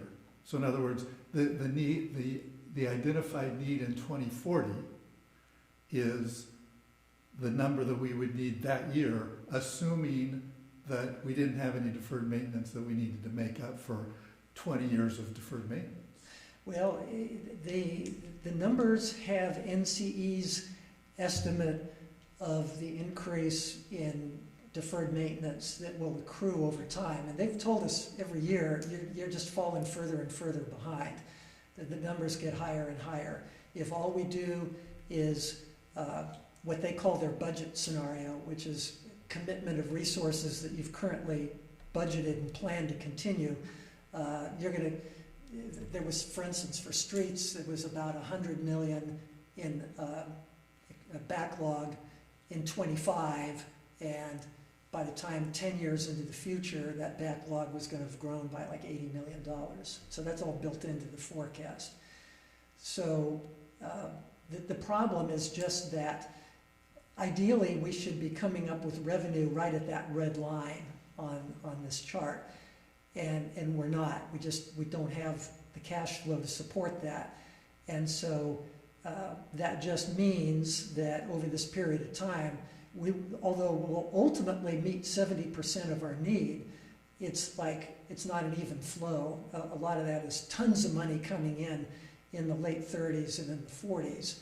And we're assuming that it's all going to be available at that point and dedicated to infrastructure. But you can see the gap in the near term. But looking specifically at the first year, so Mhm. 25, we have a need of $20 million, and we're going to fund it at 3. Why does that not show 3? That's about 8 million, Why is that 8 instead of 3? because 8 is all we have. No, I thought you said in the projection we're assuming that 3 is what we're going to put aside for. Oh, no. I think the 3 million is from the general fund. There are also other funds. For instance, there's gas tax, SB1, assessment district, construction tax. Yeah, and so all that's added in too. So there's anywhere from 6 to 8 million in any given year that's available from all sources. General fund is putting up 3 million of that. Okay, so 25, we're going to put in 8, we need 20. So then we got a 12 deficit. Yeah. Now, the 12 deficit then, I don't see it in 2026. It's still at $20 million need. Won't we have a need of 32 million in 2026? Well, yeah, sure. Anything that you don't do in that year stays a need, but in the later years, you're ultimately spending more than you need in any given year. That begins to make, that begins to catch you up, but it only ultimately catches you up to 70% of the need. And that's assuming that the inflation over time doesn't wind up being worse than what they projected in 2025. And it really doesn't get us back to that point until the 40s, so 15 years from now. Yeah. And but what I'm pointing out is the need doesn't show the lack of funding the prior year deficits. So it appears to me that as you don't fund deferred maintenance in one year, that the next year it grows quite a bit. And the next year after that, it grows quite a bit more. And so it seems to me that line should be as astronomically increasing until we get to the 2040s. No, I mean, the red line is each year's annual need. And in the beginning, those are unfunded amounts. And those unfunded amounts total up to $161 million over the 20-year period. So they're being counted. And at any one point in time, the shortfall is going to be greater or lesser. I mean, it's greater in the near term, and then in the later years, it begins shrinking. And so you could ultimately get to a point of 70% funding. Can I clarify? The red line isn't new need each year, I don't think. So the red line is taking into account that in the previous year, you fulfilled the yellow bar worth of need. You didn't fulfill the white space. And then the new need is not that much greater than what you did fulfill the year before. So the red line only goes up a little. If that's making sense. So that's, you don't take the 12 million deficit from 25 and add it to the red line to get to 26 as need. The need doesn't grow that fast. So the red line's already taking into account that you weren't fulfilling the need before. I mean, we're starting with a $100 million backlog, but NCE, this relative to the street and bikeway needs, has broken that down into a contribution that you need to make each year. And so their target is the red line. So ideally, we would be at that red line. And if we could achieve that level each year, then that's not to say that there won't be some accumulated backlog. We're assuming still that there's at least 30% of our target is going to be unfunded at that point in time. Well, so building on what Michael just said, if in 2025 we paid $20 million, if we found $20 million to put into this, would the red line go down because we had funded so much of it? No. No. Okay. Well, then I agree with you. I'm struggling with this graph. Let me make a note here to see if we can come up with a way to show this that is clearer. Yeah, I think that is a big issue for us, and you said even right up front, Bob, that this projection promotes funding for infrastructure. And so that is very important to us, but I don't really understand how it does that yet. Okay. I mean, the one thing that the city needs to do is to try to break the cycle, is to address that backlog. And the only way you're gonna do that is to get a big chunk of money at one time. Pay-as-you-go is not Well, and gonna work. my goal so far is shine a light on it and understand it. So this isn't truly making it clear to all of us what the problem is, what the size of the backlog is. Okay. Okay. I want to talk about the OPEB reserve issue. Can I just quickly add on to this? So the other thing that we've talked about in these commission meetings is that the buildings and parks estimates are probably not correct, that they're underestimates of what we probably need to invest. So that's just another question that I have in the model for staff too, is just getting that number up to snuff so that we can fully understand the It's infrastructure. been a while since those have been updated. Yeah, and we've talked about it, right, specifically regards to buildings and parks. I'm not sure about traffic and parking, but that's just, I think, the gap between infrastructure need and funding, I think there is a lot bigger than is currently in the model.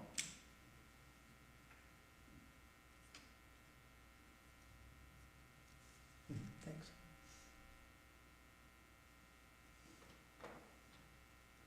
OPEB? If there's something for the infrastructure, we can go on over. So on the OPEB reserve, can you go over a couple of things just to put it in perspective for us? So starting with best practices, what are best practices related to funding of OPEB reserves? Well, the thing about OPEB, the difference between OPEB and CalPERS relative to pension is that with pension, you sort of have CalPERS serving as a traffic cop, that's enforcing rules and directing traffic and telling you, what you need to come up with and contribute. And so it's a much more routinized kind of situation. And so the best practice there is simply they tell you what you owe and you pay it. And over time, you'll get to ultimately 100% funded status. That there'll be enough asset there that given the net present value of liabilities and assets that you could consider yourself funded over time and at a relatively stable level of contribution.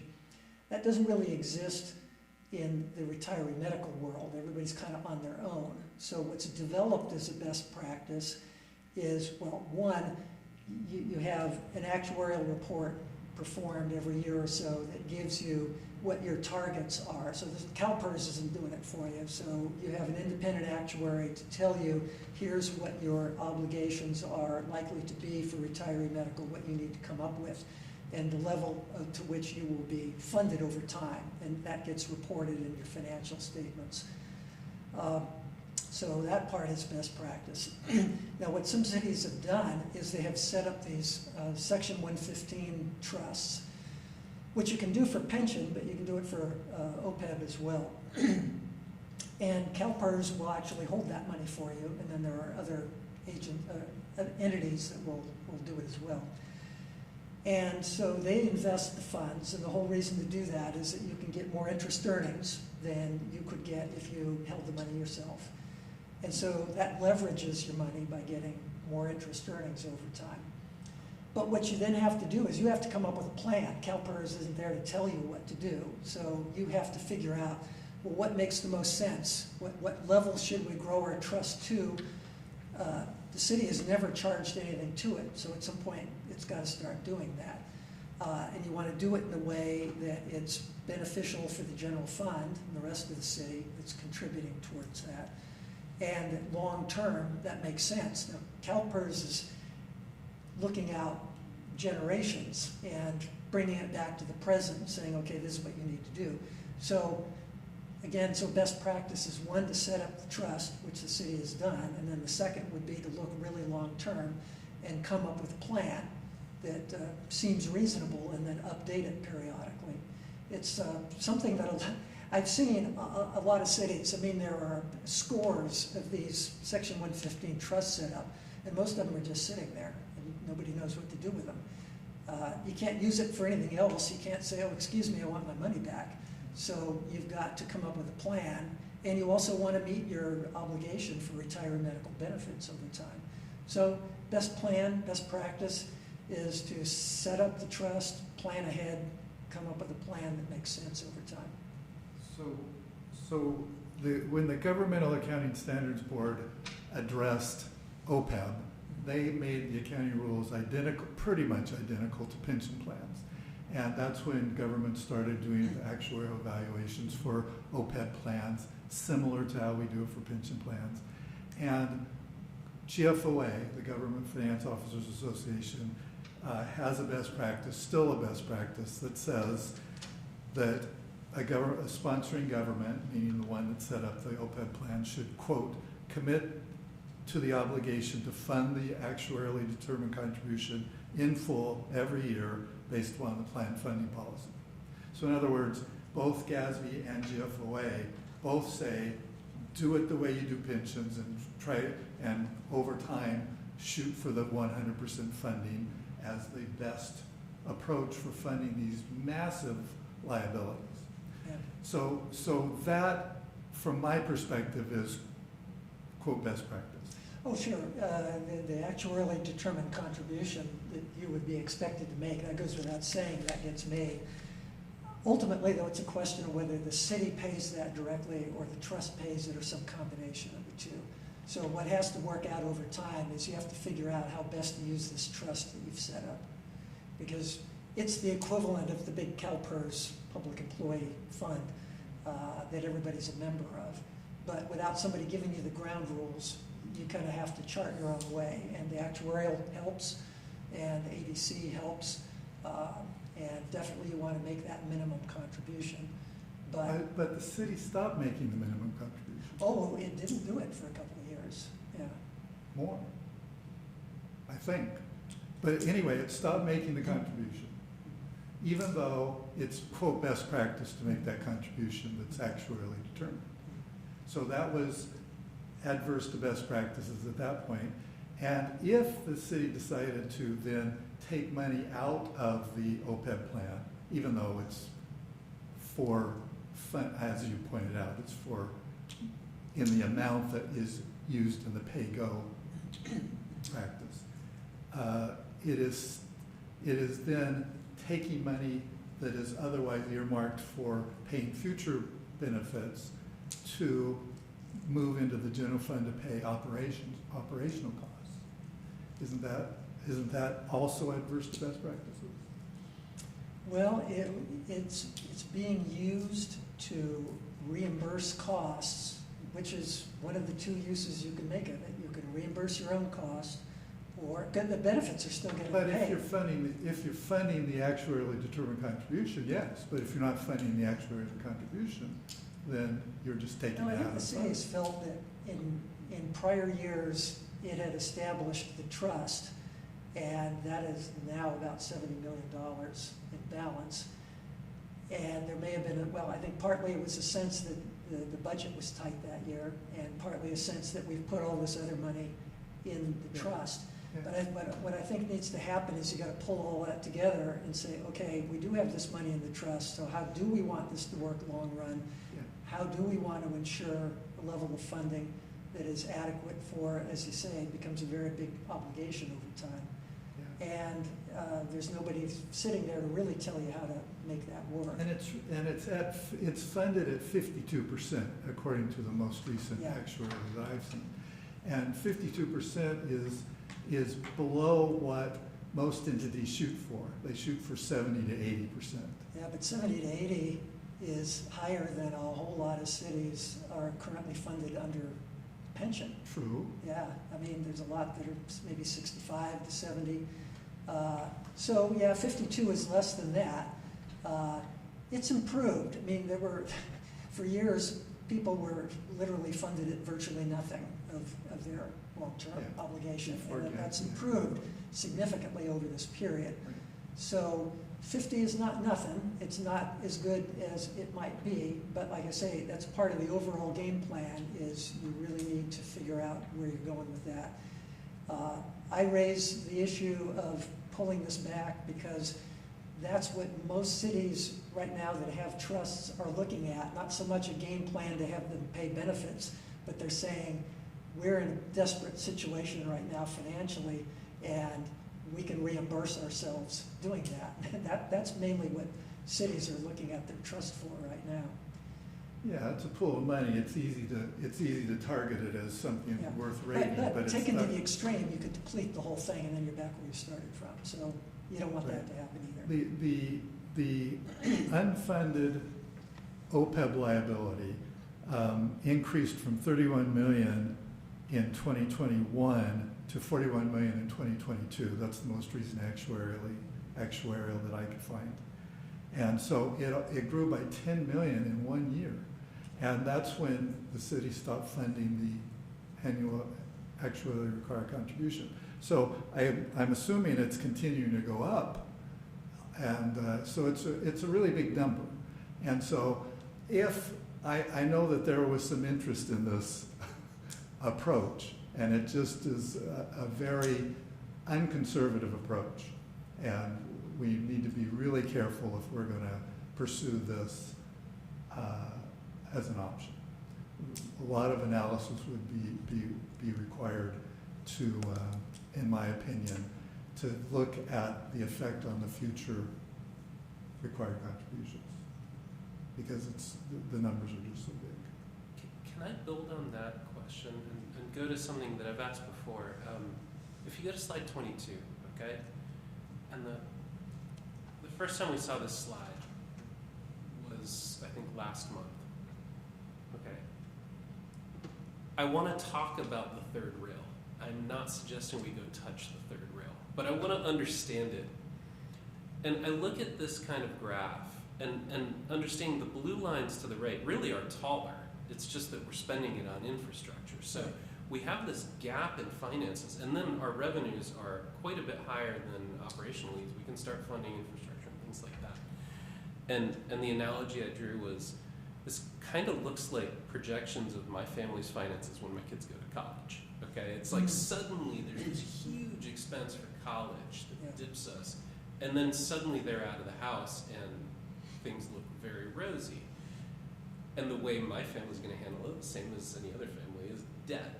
We're going to borrow money to send our kids to college, and then later we will have excess income, right, that we can use to pay off the debt. And I said, well, so if it was a family, you'd be tempted to use debt to get you through these years and then come back. And the reaction, and I kind of had this sense, right? I know what I'm saying, but the reaction was, oh, you don't use debt for the general fund, right? In city finances, debt is for specific things. You do debt for a specific project. You don't use debt for the general fund. This OPEB discussion we're having really is that, though. It's sort of, well, let's borrow from the OPEB trust fund and call it something else. I think it, though, it's not crazy as long as we understand what we're talking about and why. But I wanted to understand what are best practices around, look, your general fund's just going to have this tough period, and you can project it. And if you're pretty sure after that, revenues really are quite a bit higher than the expenditures you have mapped out, what are alternatives to debt? What are best practices? You know, using the analogy of family that's looking at college, and then afterwards, you know, rosier days. What should cities do? Well, I would look at this in two stages. The first stage is the period of the gap that we're looking at. Now that can be bridged. I mean, the general fund has a resource, and it's $3 million a year that you're using as pay-go. You could convert that to debt service and sell bonds. Now suddenly you've got probably 13 years of contributions in your hand right now that you can apply to projects. And so in terms of making a dent, not only avoiding the inflationary impact, but roads that would otherwise go so bad you need base repair instead of overlay, you're avoiding that cost. You incur interest, but the interest may actually be offset by, as Kevin mentioned, this continual growth in your obligation. You might make a dent in that. Now, I would be comfortable, because we're already counting on that $3 million every year as an expense. You could just convert it to debt service. It's a timing question. There's interest, but you could get stuff done. Now, I wouldn't be comfortable myself selling debt now, betting on the come of what's going to happen with CalPERS in 10 years, because it's too much of a risk that's not going to happen. But if you find yourself at that happy place and it begins happening, then you can take the amount that is developing in excess of that and incrementally sell some additional bonds based on that. Because once the CalPERS rate goes down and we get that settled, even with AB 1383, it's almost entirely prospective in impact. It's not going back and awarding benefits to people who worked before, not like AB or SB 300 back in year 2000 that retroactively improved benefits for people, and that's what tanked CalPERS. So there's two stages you could look at that, and debt could be part of that, kind of like your student loan, to get you through both the drop period and then also to better utilize the excess once it starts developing. I just wouldn't sell bonds right now counting on future pension savings. I wouldn't do that today. That's maybe a discussion for 10 years from now. But I wouldn't call it a third rail. That's an option. And how does that impact thinking about the OPEB trust fund? If we're straightforward about the fact that well, I don't know, the OPEB trust fund is sort of one of the sayings is you use your most restrictive money first, and that is restrictive money. It's an option. There are reasons also not to use it.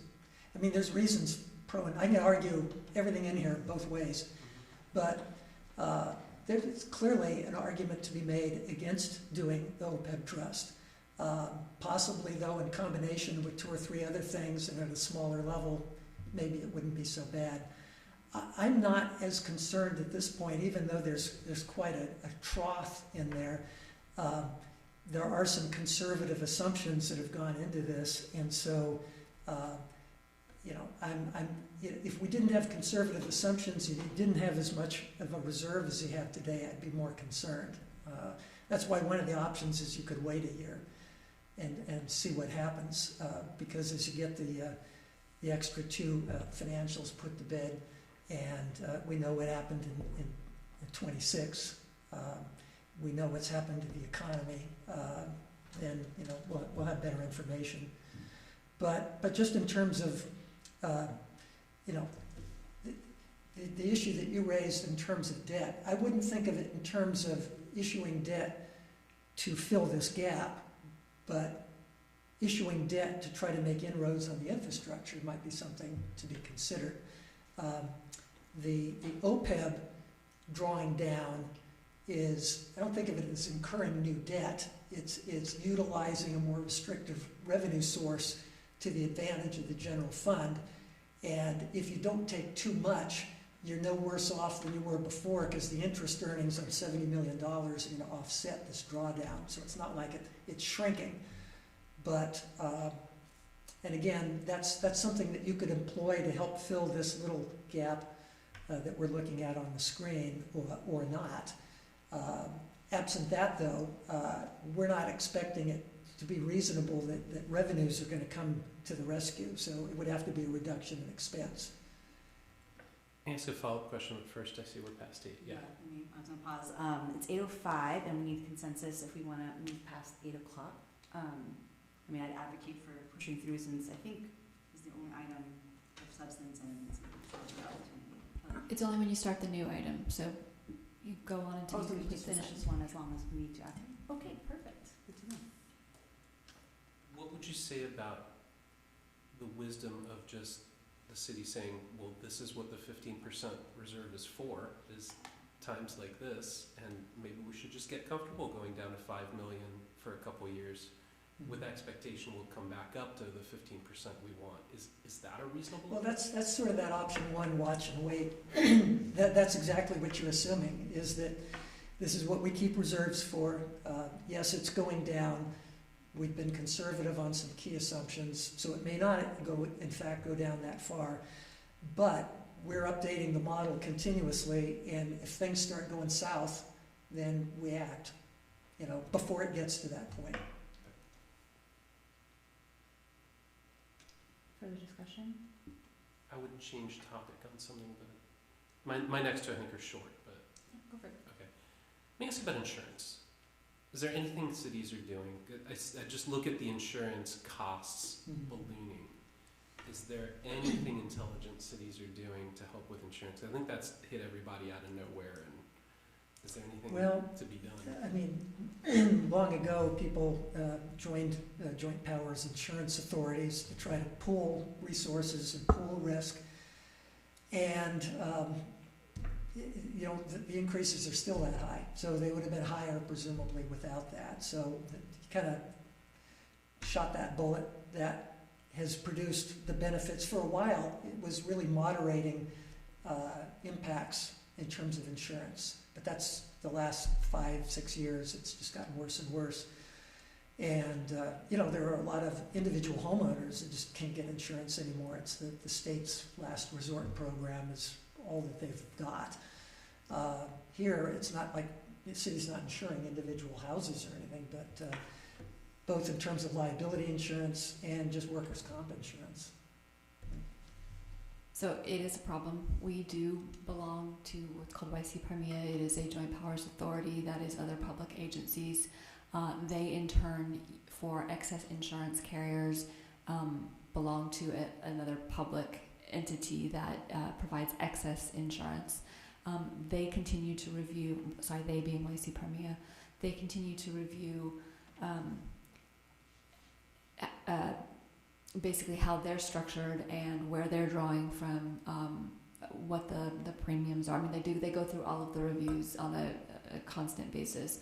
What we understand from the folks at YC Premier and the excess insurance carrier, the first one called Prism, is that the industry is one in a very difficult place right now.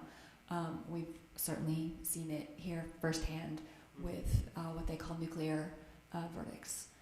So where there's a settlement or a jury verdict, actually not a settlement even, but verdicts that are so high that they're causing everything else, all of the other calculations to escalate. What we're trying to do at the city is minimize our exposure to risk and liability. You've heard some of the conversations, I'm sure. If you've listened to anything about trees or sidewalks, those are the two big areas of liability or risk that we currently have, or exposure, I guess I should say. Other assistance would probably need to come in the way of tort reform or something at the state level that really changes some of these exposures. So, but it is something that we're concerned about, both from the city of Davis specifically because of our very specific situations. We've had one jury verdict and one settlement that have been a lot higher than we thought and have not endeared us to our joint power authority. So.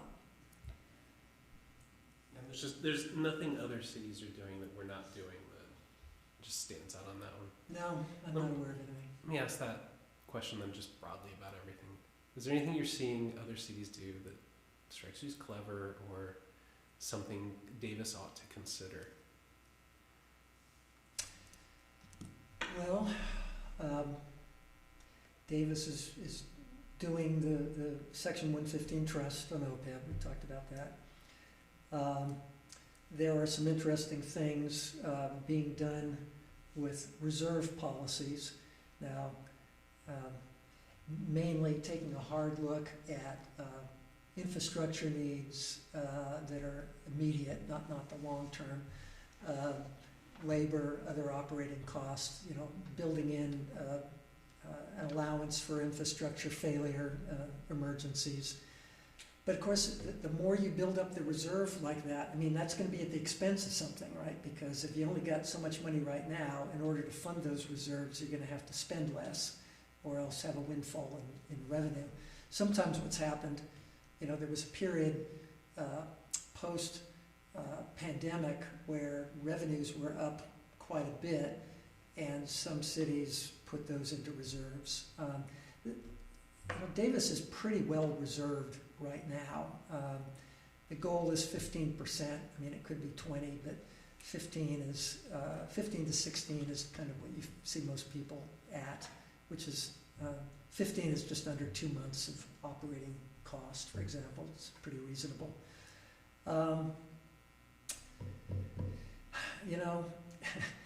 In a lot of other cities, I'm telling them, well, you ought to consider going to your voters. But in Davis, you guys are the poster child for going to your voters. Probably more than any other city in the state. So you've kind of explored almost everything that could be done there. There are, you've got assessment districts, you've got, you're pretty up to speed in terms of cost plan. There's really nothing magical out there. One of the things that we have been looking at as we have, or if we have new developments come on board, we have been looking at, and you heard Bob mention this earlier, assessment districts where we previously have not had assessment districts, primarily to do things like the parks, urban forestry, et cetera, that would otherwise fall to the general fund. So it doesn't necessarily help with the rest of the city, but it at least starts, should we have large new developments or sizable new developments come forward, the idea would be that we really would be putting as minimal additional burden on the general fund as possible.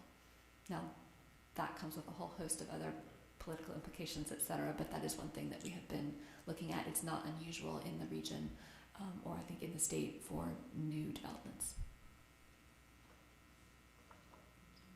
Bob, have you noticed any places where we may be under allocating costs to other funds? Because you're only looking at the general fund, so one possibility of additional, quote, revenue would be other funds paying their share of the general fund. Anything you've noticed? Well, the city pulls in a fair amount each year in reimbursements, expense credits that the general fund is absorbing costs up front and then gets reimbursed, and there's a cost plan. And the city has internal service funds that it's contributing to. I've got some cities that still have never created internal service funds. They're just trying to pay as you go for equipment replacement, new vehicles, and that's not the problem here. I think generally, I'll take a harder look at what some of these potential obligations are. Sometimes the amounts due a given fund may be a cash flow issue with a grant, but in terms of something that might be an ongoing shortfall that really requires a subsidy from the general fund, I'd added that to the list to take a look at. One thing that might be helpful while we have you here is, as we think about how we're going to fund this deficit over the next few years, the concept of interperiod equity. Can you explain that to us? Interperiod equity, where the current taxpayer is paying for current services rather than intergenerational taxes, intergenerational services paid. Well, yeah, in terms of, well, for example, for the, as long as you're on a pay-as-you-go basis for infrastructure, there's probably a disproportionate impact on the people that are here now that are paying that. If you issue bonds, for example, and you're paying them off over 20 years, and future residents, in effect, will have an opportunity to sort of contribute toward that. And Michael, that's why debt is issued for capital projects and not for, solely for that. So. Yeah, usually with, a lot of people will think of capital as I'm building a big building. In this case, making major repairs to the road system is sort of your building. It's not just one big edifice, but it's an investment that will last the 30 years. You know, in terms of, you know, most of what the city has in terms of the tax structure, you know, the people that are here now are paying it, and you can't really influence that too much one way or the other, except through something like a debt issuance could kind of change it. But even then, that would be, the general fund as a whole is backing that. It's not like it's a special tax. If you were to go to the voters for a general obligation bond, and the voters say, I'm going to pay an extra property tax, and we're going to spread it over, say, 30 years, then truly people in the future are directly paying for something. But with a lease revenue bond like this, you're just paying for it out of the existing general fund resources, which it's true that the people that are here now are contributing to, but it's not, people aren't getting a particular bill for it. Well, so yeah, when I think about it, the deferred maintenance issue that we've already talked about is one of those period equity things about we're forcing future generations of taxpayers to pay for the burden of the assets that we're using currently. Well, yeah, to the extent that the situation is going to get worse and worse, you are pushing that off into the future. And that's the reason that actuarial evaluations came to be, is so that we didn't push the future burden of current pension and retirement costs to future generations to pay on a pay-go basis, causing us to forcing us to fund it as we go. Yeah. I mean, fund it on a proportion. Yeah, we sort of don't have an infrastructure set up like that. Yeah, well, and sort of we do. It's sort of actuarial. The internal service funds sort of started doing that. But anytime we have infrastructure costs that we don't fund with debt, then we are taking advantage of the current. We're taking advantage of the current taxpayers to pay for a benefit for future taxpayers in the other way. So in other words, we're benefiting the other direction by not issuing debt. So issuing debt in the same period that an asset will be used is the best practice. And so the $3 million a year we are not funding, and I kind of liked your idea about maybe we should be funding, maybe we should be issuing debt for more of the capital assets. And if we did, we would have an influx of money, and then it would be paid for over the future years by the people that are going to be using the assets that we're funding. So, well, and it also would be, one of the things we could do is probably contact NCE and say, rerun your scenario with this assumption and see by how much are you reducing the burden that you're expecting that future generation, to be stuck with. Because that's the other aspect of this. With an internal service fund, you're assuming that there's sort of a continuity of service over time, and you're assuming with the pension and OPEB that people are getting their benefits paid over time. But with the streets, you have a situation where if not enough investment goes in, you can have a failure over time. And that's what you want to avoid. So it's the people currently, you'd be spreading the impact over a period of years. And so there's some inter-period aspect to that. But the $3 million is going to get spent anyway. It's either pay as you go or for debt service. And if you capitalize that and can afford to make an investment up front, you may make at least a reasonable dent in that backlog and create some of this compounding of unfunded obligation and greater cost through road failure that is going to be inherited by people in the future because not enough effort was made currently. I mean, I think about if we had a hypothetical taxpayer from 2035 sitting here, and we said, look, which would you prefer from 2026 to 2032? We're just going to have this huge set of pension payments. So would you rather we don't fund infrastructure from those years, and then the road network is pretty rough, and then we try to fix it all in 2025, 2026? Or would you rather pay a little more in taxes in 2025 because we're paying off some bonds, but hey, we also took care of our road infrastructure during the same years we were paying the pension costs? And if you put that decision to the hypothetical 2025 taxpayer, they'd probably say, yeah, especially when I think the amounts we're talking about are not huge.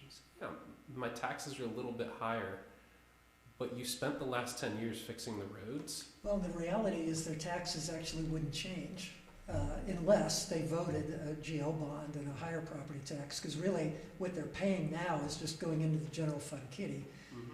You could structure it so that the $3 million is just the net debt service, and so it wouldn't be a higher contribution on the part of anybody.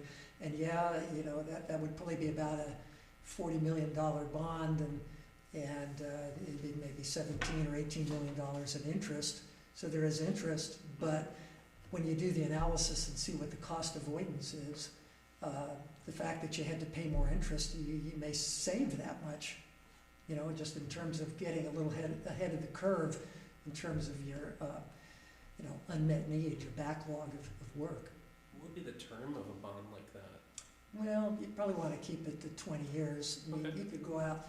The longer you go, the more interest. The reason I keep it shorter is because, you're going to be getting into that period where you've got excess of your reserve, and at that point, if it looks like you can count on that, then that puts you in a position where you can then, issue a second bond. Whereas if you're still paying off the first one over 30 years, you might be more reluctant to do anything until that one's paid off. But if I ask my 2035 taxpayer, would you pay the cost of $1 to $2 million of interest divided by the population of Davis that we, allocate it, and have better roads? I bet they say yeah. Yeah. Well, I mean, there's a whole lot of things, making investments for climate change, for a better world. I think a lot of people that are going to have to live in that world would say, heck yeah, make the investment. I mean, we're just talking about roads here, or maybe parks and buildings as well, but just the roads, you can make a pretty compelling case, and we hear people gripe it all the time. If you go back to 20, slide 20, can you roll it back to slide 20? Oh, slide 20? Yeah. Or 17 maybe is the one I'm thinking of? Yeah, I think it's 17. I wouldn't be thinking this way if I wasn't looking at this slide. But it seems to make sense given the shape of this slide. Maybe it does make sense to use something to even things out in terms of, inter-year equity. All right. No, I love this discussion. It's big picture, and I'm really glad that you guys are thinking along those lines. I have one other separate question. If you talked about the UC Davis enrollment possibly declining or experiencing decline, how would you anticipate the forecast would change if that continues to go down? With the changes here in town, just generally, well, we're already seeing a higher vacancy rate, and in part that's because there have been some housing. There's been a lot of multifamily housing built the last few years, and so you've got more supply, but there's no more demand. I mean, the enrollment's been pretty much flat for 4 years, and so that's one impact. Another way is the graduation.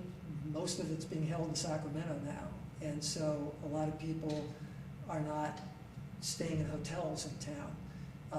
There's a lot less business being transacted on campus in terms of seminars and symposiums and visiting scholars. And some of that's due to everybody does Zoom calls, but also kind of lesson learned from the pandemic. But also the grants aren't there to be funding a lot of this stuff. And so the TO tax, was high and it's tapering off. So that's an impact of what's beginning to happen on campus. The things I raised about, birth rate and AI it's hard to tell, just general costs, which are getting higher and higher. There have been a lot of articles I've read lately about people beginning to question whether the higher education, as it's been set forth in recent memory, whether that's going to pay off.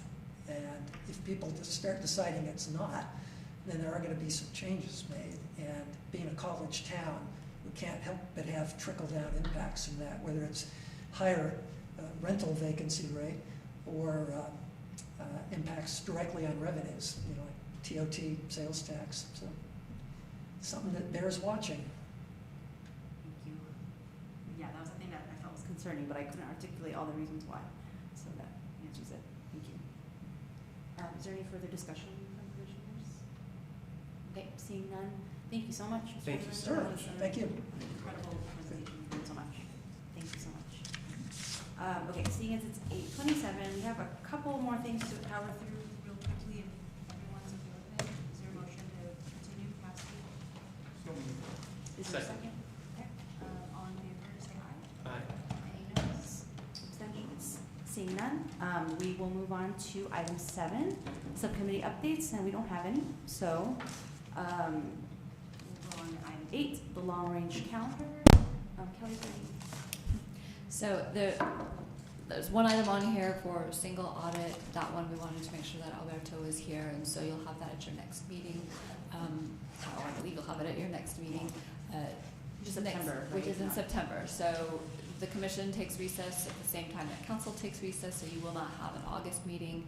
So your next meeting will be the first Wednesday in September, whatever date that is. You'll also have at that meeting, you should also have at that meeting, a utility capacity charge conversation that was originally intended for this evening, but they weren't quite ready to come. And that's what I'm aware of as of now. There may be other things that are ready to go by the September meeting. Any further discussion on this item? Okay, seeing none, let's adjourn. Thank you.